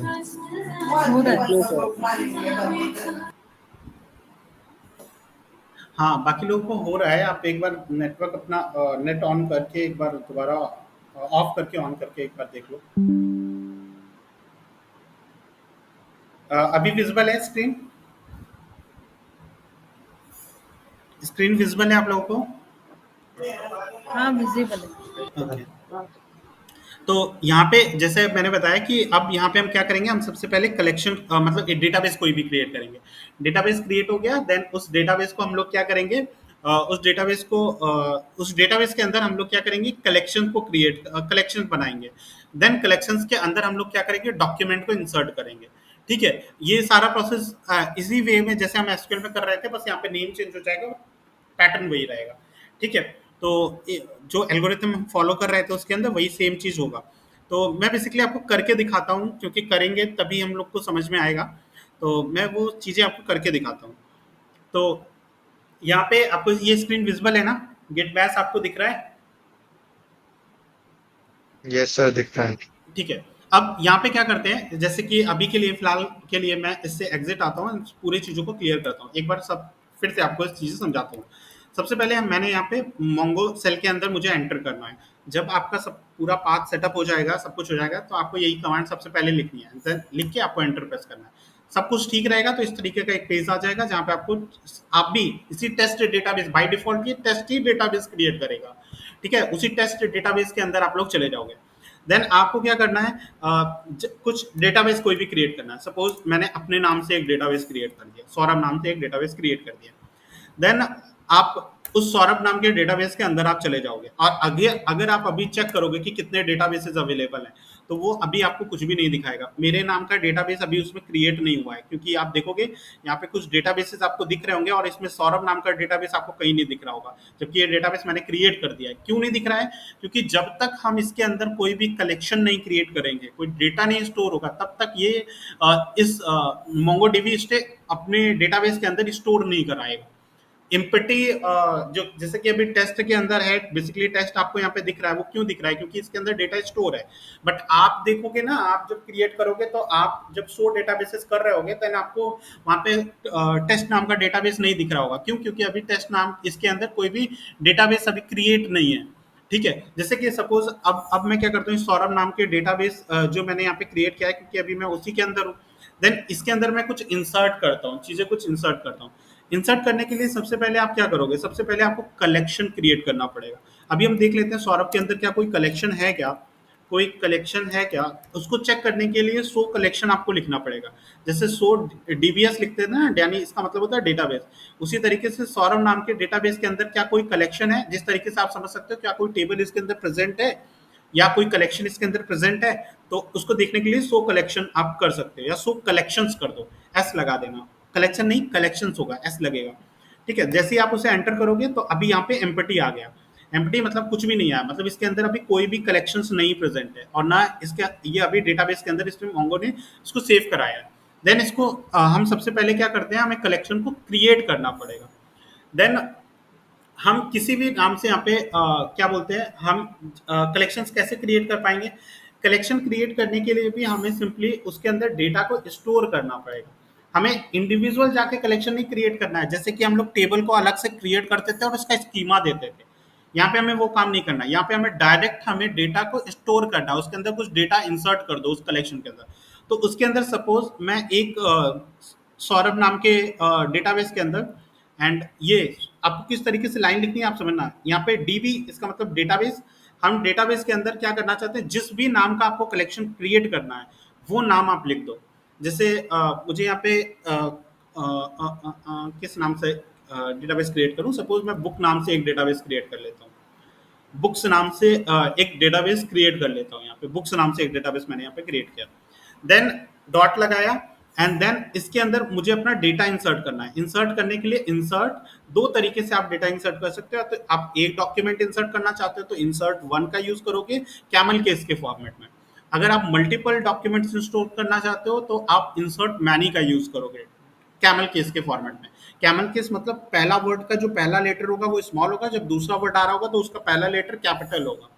ठीक है, तो आप समझना इसका मतलब क्या हुआ। ये सौरभ नाम के डेटाबेस के अंदर डेटाबेस डॉट हम किस नाम से अपना डेटाबेस, किस नाम का कलेक्शन हम यूज कर रहे हैं, हम किस नाम का कलेक्शन क्रिएट करना चाहते हैं। तो हम बुक्स नाम का कलेक्शन स्टोर करना चाहते हैं, तो ये कलेक्शन बन जाएगा बुक्स नाम का, और उसमें हम एक डॉक्यूमेंट इंसर्ट करने वाले हैं, इंसर्ट वन। और इंसर्ट करने के लिए सबसे पहले आपको स्मॉल ब्रैकेट बनाना है, देन उसके अंदर कर्ली ब्रेसेस के अंदर आपको की वैल्यू पेयर के फॉर्मेट में आपको डेटा को इंसर्ट करना है। सबसे पहले मैं बुक का ऑथर की बात कर लेता हूँ। तो यहाँ पे बुक का कोई ना कोई ऑथर होगा, तो इसके ऑथर का नाम मैं कुछ लिख देता हूँ, जैसे सपोज मैं इसका ऑथर का नाम हर्ष लिख देता हूँ। ठीक है, एंड देन इस बुक का कोई ना कोई प्राइस होगा, एंड देन उसका प्राइस मैं लिख दूंगा, एंड प्राइस को भी हमें की वैल्यू पेयर्स में कॉमा लिखने के बाद हमें उसको लिखना पड़ेगा। प्राइस सपोज 150 लिख देता हूँ, एंड देन ये कर्ली ब्रेसेस जो मैंने ओपन किया ना इसको मुझे क्लोज करना पड़ेगा, and then small bracket close करना पड़ेगा, एंड देन मुझे इसको एंटर करना पड़ेगा। जैसे ही मैं एंटर करूंगा ना, अनएक्सपेक्टेड ये क्या आ गया, कुछ मैंने गलत किया है।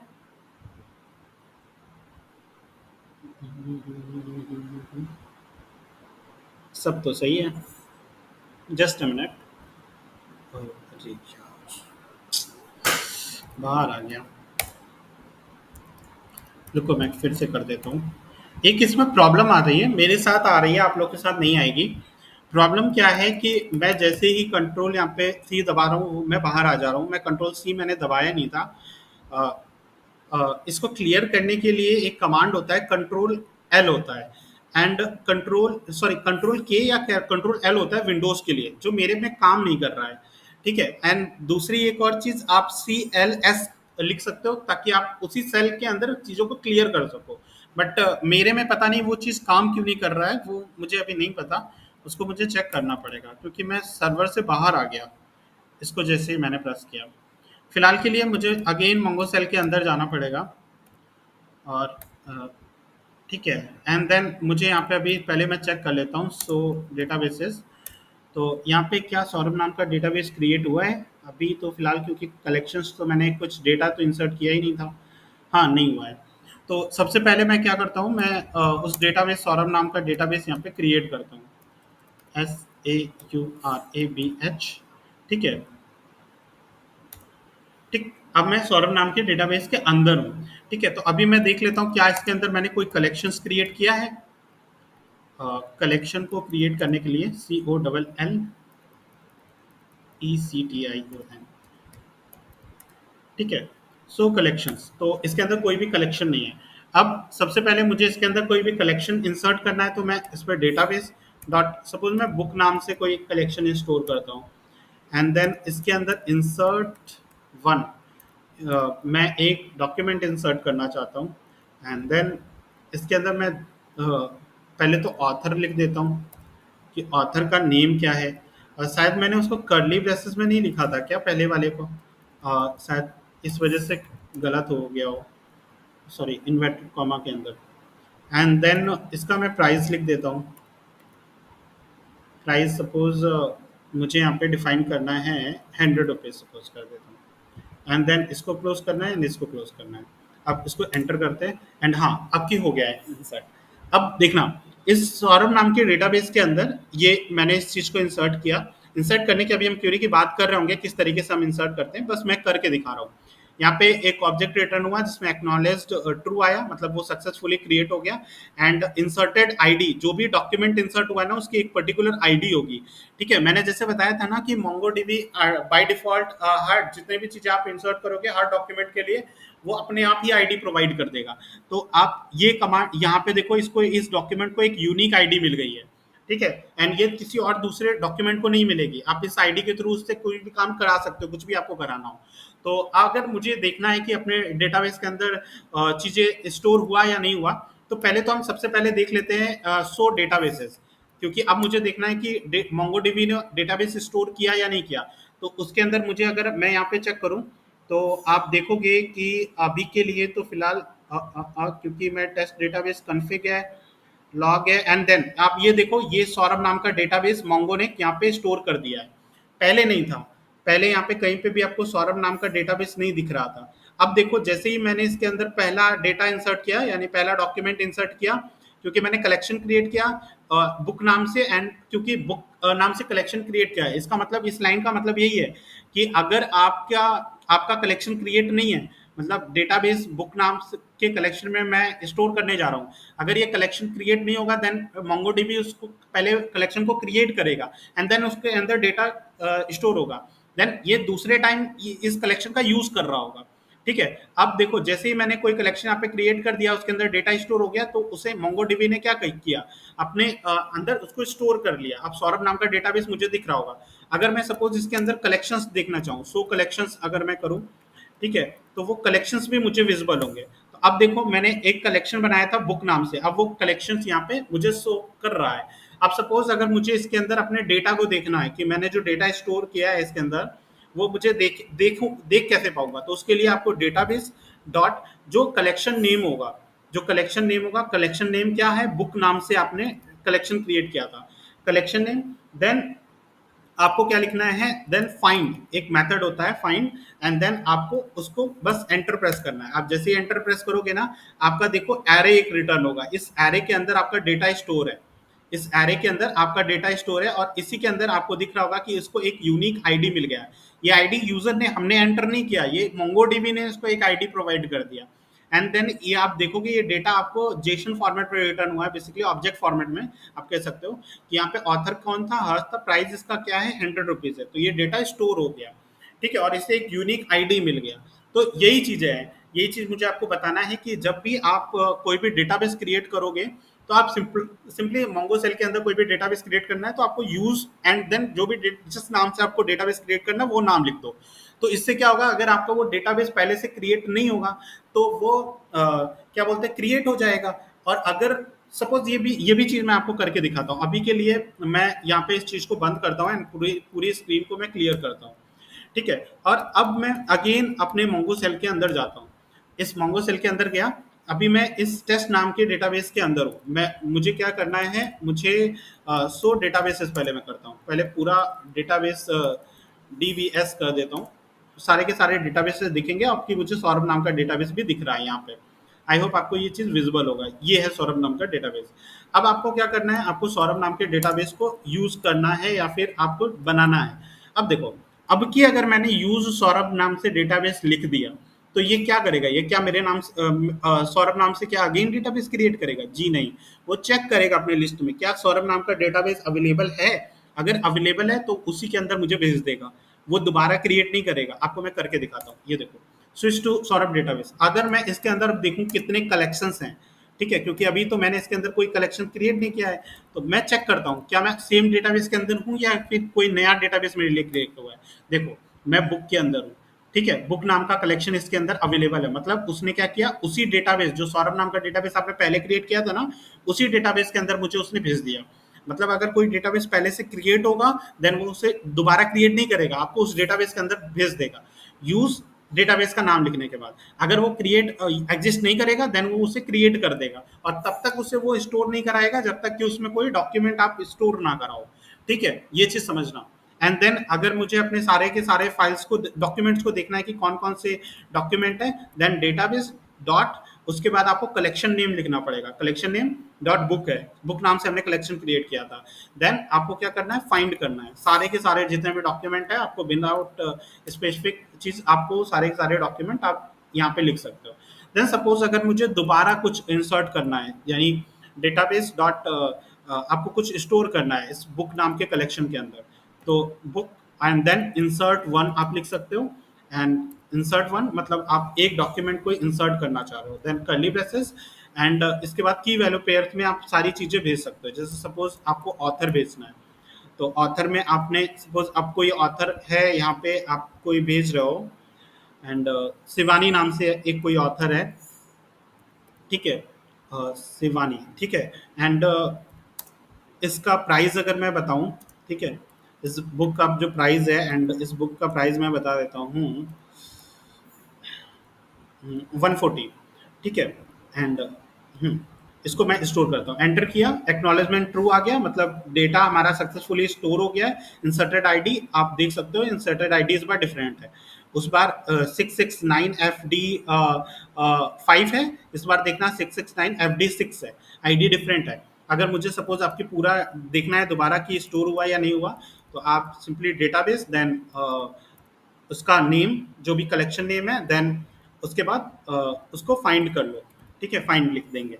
एंड देन ये लिखने के बाद आपको एंटर प्रेस करोगे, इस बार आपको दिखेगा कि आपका दो, क्योंकि ये एरे रिटर्न हुआ है एंड एरे के अंदर दो ऑब्जेक्ट आपका क्रिएट होते हुए आपको दिख रहा है, और दोनों को इस पे डिफरेंट आईडी मिली हुई है, ठीक है। आप लास्ट डिफरेंट आईडी देख सकते हो, इसके लास्ट में EB5 है, इसके लास्ट में 1CF है, तो दोनों को डिफरेंट आईडी मिला हुआ है। और इसमें ये जो आपको दिख रहा है ना ऑब्जेक्ट फॉर्मेट में, ये आपका एक डॉक्यूमेंट है एंड ये आपका दूसरा डॉक्यूमेंट है, ठीक है। एंड देन पूरा एरे क्या है, ये आपका एक कलेक्शन है, ठीक है, ये आपका पूरा का पूरा क्या हो गया, ये एक कलेक्शन हो गया। एंड ये तो हो गया। अभी मैं क्या कर रहा हूँ, एक बार में एक डॉक्यूमेंट को इंसर्ट कर रहा हूँ। आप चाहो तो एक बार में मल्टीपल डॉक्यूमेंट्स को इंसर्ट कर सकते हो। वो कैसे कर सकते हैं, तो डेटाबेस डॉट, अब यहाँ पे कलेक्शन नेम, सपोज आपने बुक लिखा, देन आप जो भी आपका डेटाबेस मतलब आप क्या कर सकते हैं, मल्टीपल डॉक्यूमेंट इंसर्ट करने के लिए आपको इंसर्ट एंड देन मैनी का यूज करना होगा उसी कैमल केस फॉर्मेट में। देन आपको स्मॉल ब्रैकेट एंड देन आपको क्या करना होगा, यहाँ पे मल्टीपल डॉक्यूमेंट को क्रिएट करने के लिए आपको एरे का यूज करना होगा। देन उसी के अंदर आप मल्टीपल डॉक्यूमेंट्स को क्रिएट करोगे, ठीक है, कॉमा से सेपरेटेड करते हुए, ठीक है। एंड देन उसको आपको कर्ली ब्रेसेस को क्लोज करना होगा एंड सॉरी बिग ब्रैकेट को क्लोज करना होगा एंड देन स्मॉल ब्रैकेट को क्लोज करना होगा।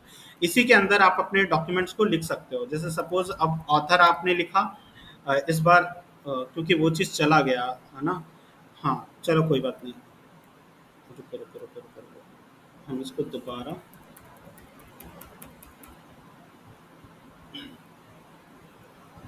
मैं इसको एक बार हटाता हूँ देन दोबारा करके दिखाता हूँ, क्योंकि वो काफ़ी नीचे आ गया है, ठीक है।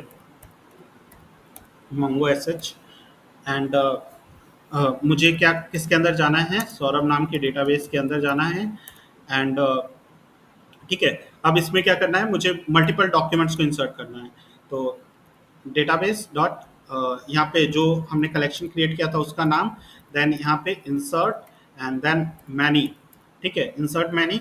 एंड इसके बाद हमें क्या करना है, एरे क्रिएट करना है एंड एरे के अंदर हमें अपना ऑथर, सपोज एक ऑथर मैं लिख देता हूँ, ऑथर का नेम है शिवम एंड उसका प्राइस अगर मैं बताऊं, उसका प्राइस मैं लिख देता हूँ 500 and then curly braces and इसके बाद आपको कॉमा सेपरेटेड करना होगा।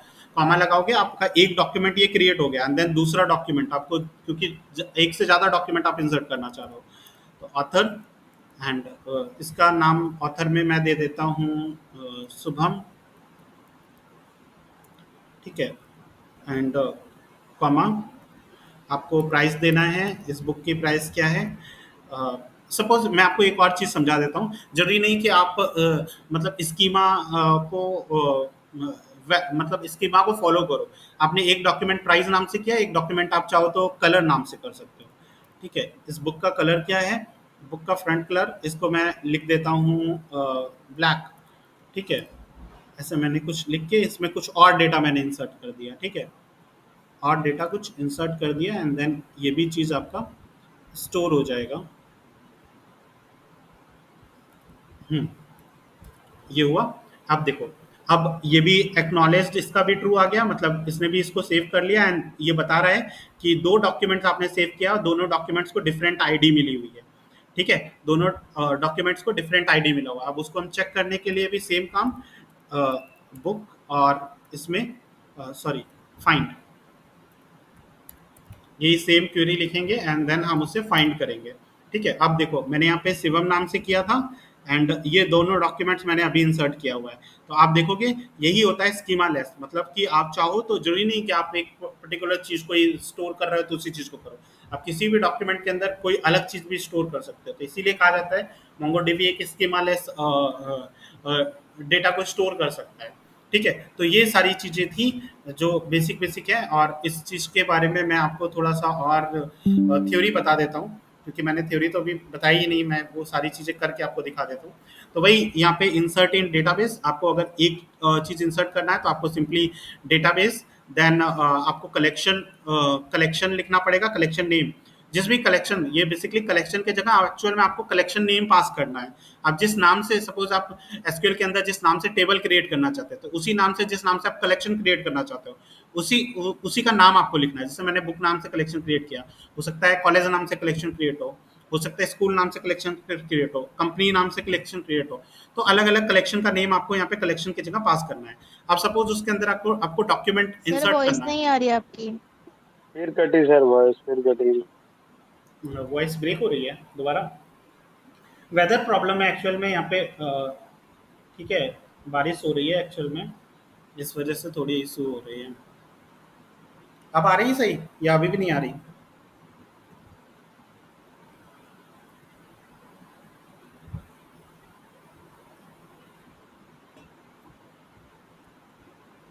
वॉइस आ रही है आप लोगों को?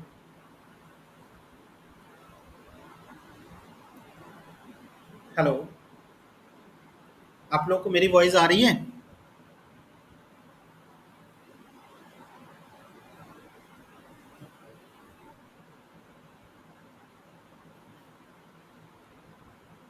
हेलो, बोल दो भाई, आ रही है या नहीं आ रही आवाज?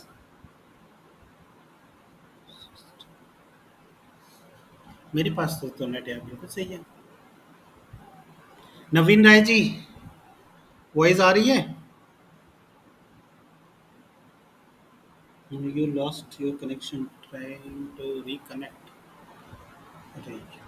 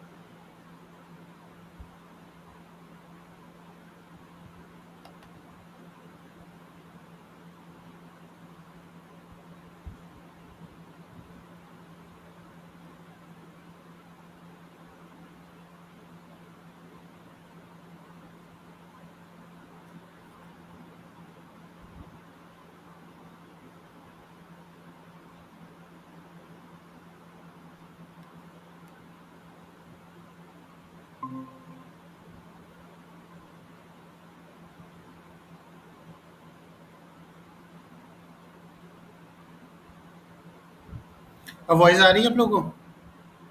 हेलो? हाँ आ रही। ठीक है। हमारी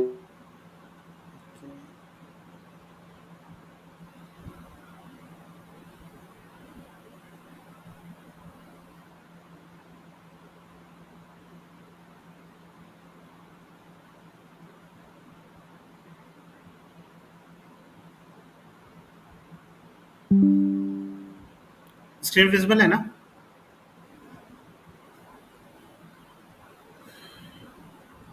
स्क्रीन विजिबल है आप लोगों को? Yes sir. हाँ, ठीक है।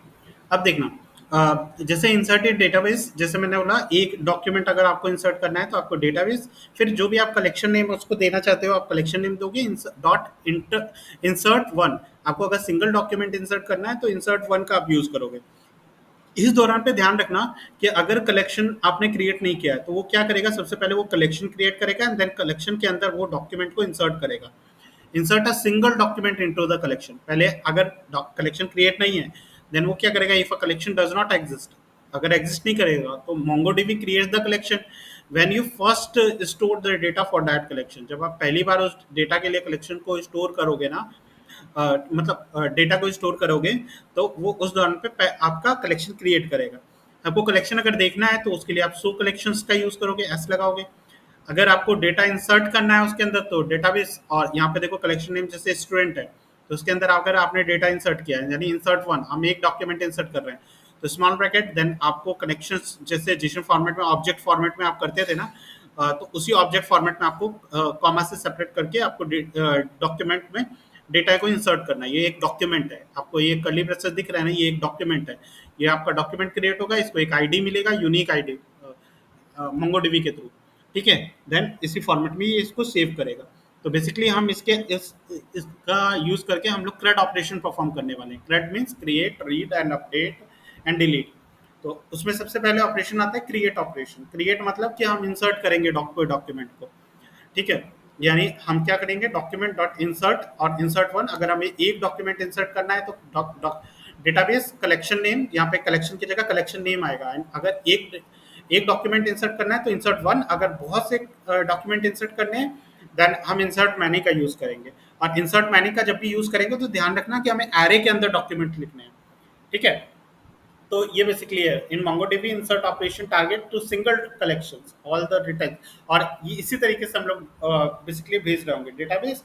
सपोज एक यूजर्स नाम का इसने कलेक्शन क्रिएट किया और इंसर्ट वन, एक डॉक्यूमेंट इसने इंसर्ट किया, देन स्मॉल ब्रैकेट के अंदर ये बेसिकली एक कलेक्शंस क्रिएट हुआ है। इसमें ऑब्जेक्ट फॉर्मेट में की वैल्यू, फील्ड वैल्यू पेयर्स में ये डॉक्यूमेंट है पूरा जो इंसर्ट हुआ है।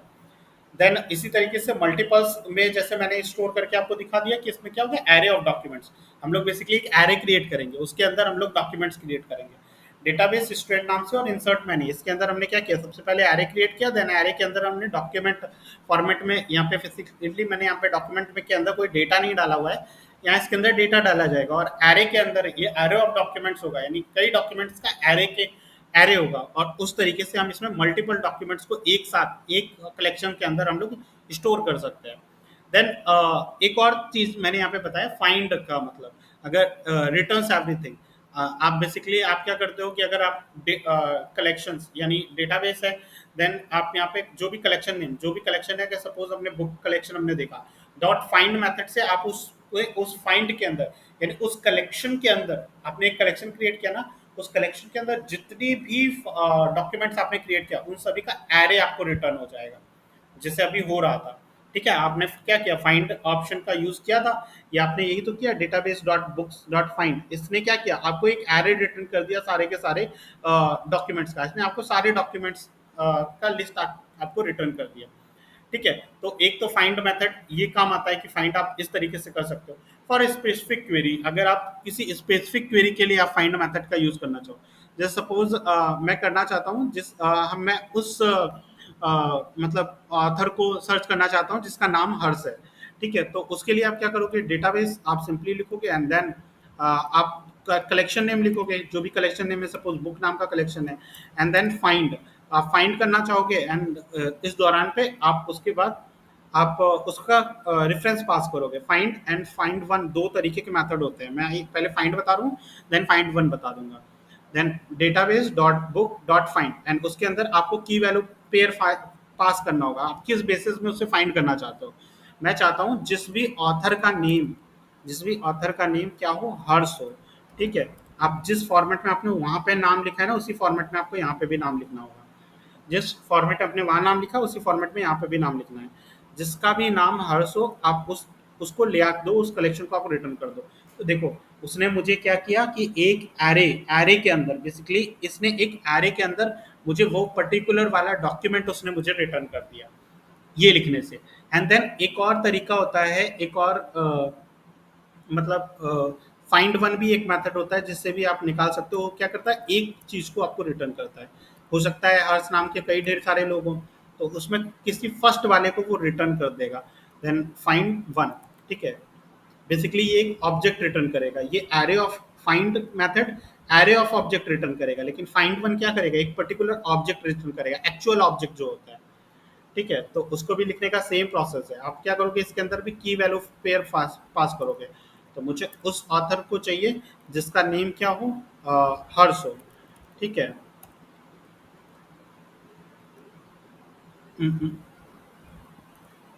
ठीक है, तो ये देखो इसने क्या किया, इन दोनों में एक चीज डिफरेंस समझना। इसने क्या किया है कि एरे के फॉर्मेट में एरे के अंदर डॉक्यूमेंट्स को रिटर्न किया। ये देखो यहाँ पे ये एरे है, एरे के अंदर एक डॉक्यूमेंट आया है। लेकिन फाइंड वन जब करोगे तो आपको पर्टिकुलर एक ही डॉक्यूमेंट मिल रहा होगा, तो वो एरे के फॉर्मेट में नहीं होगा, एक एक्चुअल डॉक्यूमेंट आपको रिटर्न करा होगा। ये बेसिकली एक रेफरेंस है, एक्चुअल चीज का एक रेफरेंस पास किया है और इसने एक्चुअल थिंग पास कर दिया है आपको। फाइंड वन उसने एक्चुअल ऑब्जेक्ट आपको पास किया है और फाइंड मेथड ने आपको एक रेफरेंस पास किया है कि आपका रेफरेंस क्या है उसका, ठीक है। ये एक्चुअल डॉक्यूमेंट नहीं है, ये सबने रेफरेंस पास किया है। तो ये दोनों डिफरेंस आ जाते हैं फाइंड एंड फाइंड वन का, ठीक है। कि फाइंड वन क्या करेगा, आपको की वैल्यू पेयर्स में आपको कोई स्पेसिफिक अगर लिखना है तो आप इस तरीके से लिख के उसे फाइंड और फाइंड वन मेथड का यूज कर सकते हैं। बेसिकली यही है। तो यही है रीड ऑपरेशन। बेसिकली ये क्या करेगा, read operation, retrieve document from collection. अगर आपको उस कलेक्शन से डॉक्यूमेंट को रिट्राइव करना चाहते हो तो आप इसका यूज करोगे। Query of a collection document, MongoDB provide the following method to read the document from the collection. Collection से अगर कोई भी डॉक्यूमेंट को अगर आपको रीड करना है तो आप इसका यूज करोगे, जिसके लिए आप database dot collection name dot find and then आपको स्मॉल ब्रैकेट्स बनाने पड़ेंगे एंड देन उससे आप यूज कर सकते हैं। एग्जाम्पल ये रहा, ठीक है। ये बेसिकली ऑपरेटर्स हैं जो अभी हम लोग नेक्स्ट क्लास में यूज करने वाले हैं, उसको हम पढ़ेंगे। तो ये रही आज की क्लास और इसमें हमने काफ़ी कुछ पढ़ लिया है, काफ़ी कुछ थ्योरी पढ़ा है और इंस्टॉलेशन प्रोसेस आपको कल की डेट में उसको इंस्टॉल करके रखना है। कोई भी प्रॉब्लम होती है इंस्टॉलेशन में तो आप मुझसे कल की डेट में उस इंस्टॉलेशन प्रोसेस में कोई भी प्रॉब्लम आएगी तो वो आप मुझसे पूछ सकते हो। स्लाइड में अभी शेयर कर दूंगा, लेक्चर आपको रिकॉर्डेड मिल ही जाएंगे, ठीक है। और अभी अगर कोई प्रॉब्लम है तो आप मुझे बताओ, कोई चीज़ समझने में, कोई चीज़ समझ में नहीं आई। हेलो। हाँ भूमिका जी बताइए। मैंने ये मोंगोज आपने जो बोला था ना वो डाउनलोड कर दिया है, इसके बाद कुछ दूसरा और डाउनलोड करना है। मोंगो सेल को डाउनलोड कम्युनिटी सर्वर अगर डाउनलोड हो गया है तो मोंगो सेल को डाउनलोड करना है, ठीक है। मोंगो सेल ये है, ठीक है। सर मैंने डाउनलोड कर दिया, वो कैंसिल हो जा रहा है। क्या कैंसिल हो जा रहा है? मोंगो सेल ये है, ये सर मैंने 4 से 5 बार डाउनलोड कर दिया, वो पूरा डाउनलोड होने के बाद फिर अपने आप कैंसिल हो जा रहा है, पता नहीं क्यों आ रहा है। वो कुछ एरर आ रहा होगा या तो ऑप्शन आ रहा है उसके बाद वो कैंसिल, या तो हो सकता है आपने पहले से डाउनलोड किया हो, ठीक है, और वो फाइल ऑलरेडी एग्जिस्ट हो सकती है। मैंने नहीं डाउनलोड किया तो वो एरर मुझे देखना नहीं, तो वो भी मेरा पिछला वाला एक सर मुझे नोड में भी एरर आता है पर प्रॉब्लम हो रही है। आपकी सेटिंग में प्रॉब्लम हो सकती है, ठीक है। आपने हो सकता है कुछ सेट ना किया हो, वो देखना पड़ेगा ना क्या प्रॉब्लम आ रही है। और दूसरी चीज एक बार समझना, अगर कोई भी डाउनलोड मेरी बात सुनिए पहले, अगर कोई भी डाउनलोड करने में सुनिए मेरी बात। हाँ बताइए, पहले आप ही बोल लीजिए, बोलिए। ये मैं बोल रहा हूँ सर, मुझे 7:30 बजे कल बता देते आप, आधे घंटे का टाइम देके सर। 8 बजे तो क्लासेस ही हमारी होती है, क्योंकि टाइम निकाल कर मैं देख लूंगा इसमें प्रॉब्लम क्या आ रही है। मैं पता आपने टाइम भी मेरा इसके पीछे मैं 10 मिनट पहले केवल घर आता हूँ और आप आधे घंटे की बात कर रहा हो। ठीक है। मैं भी आता हूँ सर, लेकिन क्या करूँ, मैं टाइम निकालने की मैं बहुत मुश्किल से टाइम निकाला था, क्योंकि मुझे इसके सिवा आगे मैं बढ़ भी नहीं पा रहा हूँ, मुझे इतनी ठीक है, प्रॉब्लम मैं हो कल रही है। आपको लास्ट में बता दूंगा, 10 बजे के बाद आप मुझसे पूछ लेना। ठीक है, स्टार्टिंग की जगह आप एंड में पूछ लेना। और सुनो बाकी लोग, कि अगर आपको डाउनलोडिंग करते समय कोई भी प्रॉब्लम आए तो आप जानते हो कि यूट्यूब पे सब कुछ प्रेजेंट है, तो आप इंस्टॉलेशन प्रोसेस आप वहाँ से भी देख सकते हो। फिलहाल इंस्टॉल करना कोई बड़ी बात नहीं है, आप सर इंस्टॉल कल करके बता उसका देंगे आप इन्वायरमेंट तक। पाथ। हाँ बिल्कुल बता दूंगा, आप लास्ट में मेरे से पूछ सकते हो। ठीक है, आप इंस्टॉलेशन प्रोसेस देख लेना, अगर नहीं समझ में आएगा, अगर फिर भी नहीं समझ में आएगा तो आप मुझसे कल स्क्रीन शेयर करके भी पूछ सकते हो। ठीक है, थैंक यू सो मच, आज की क्लास यहीं ओवर करते हैं।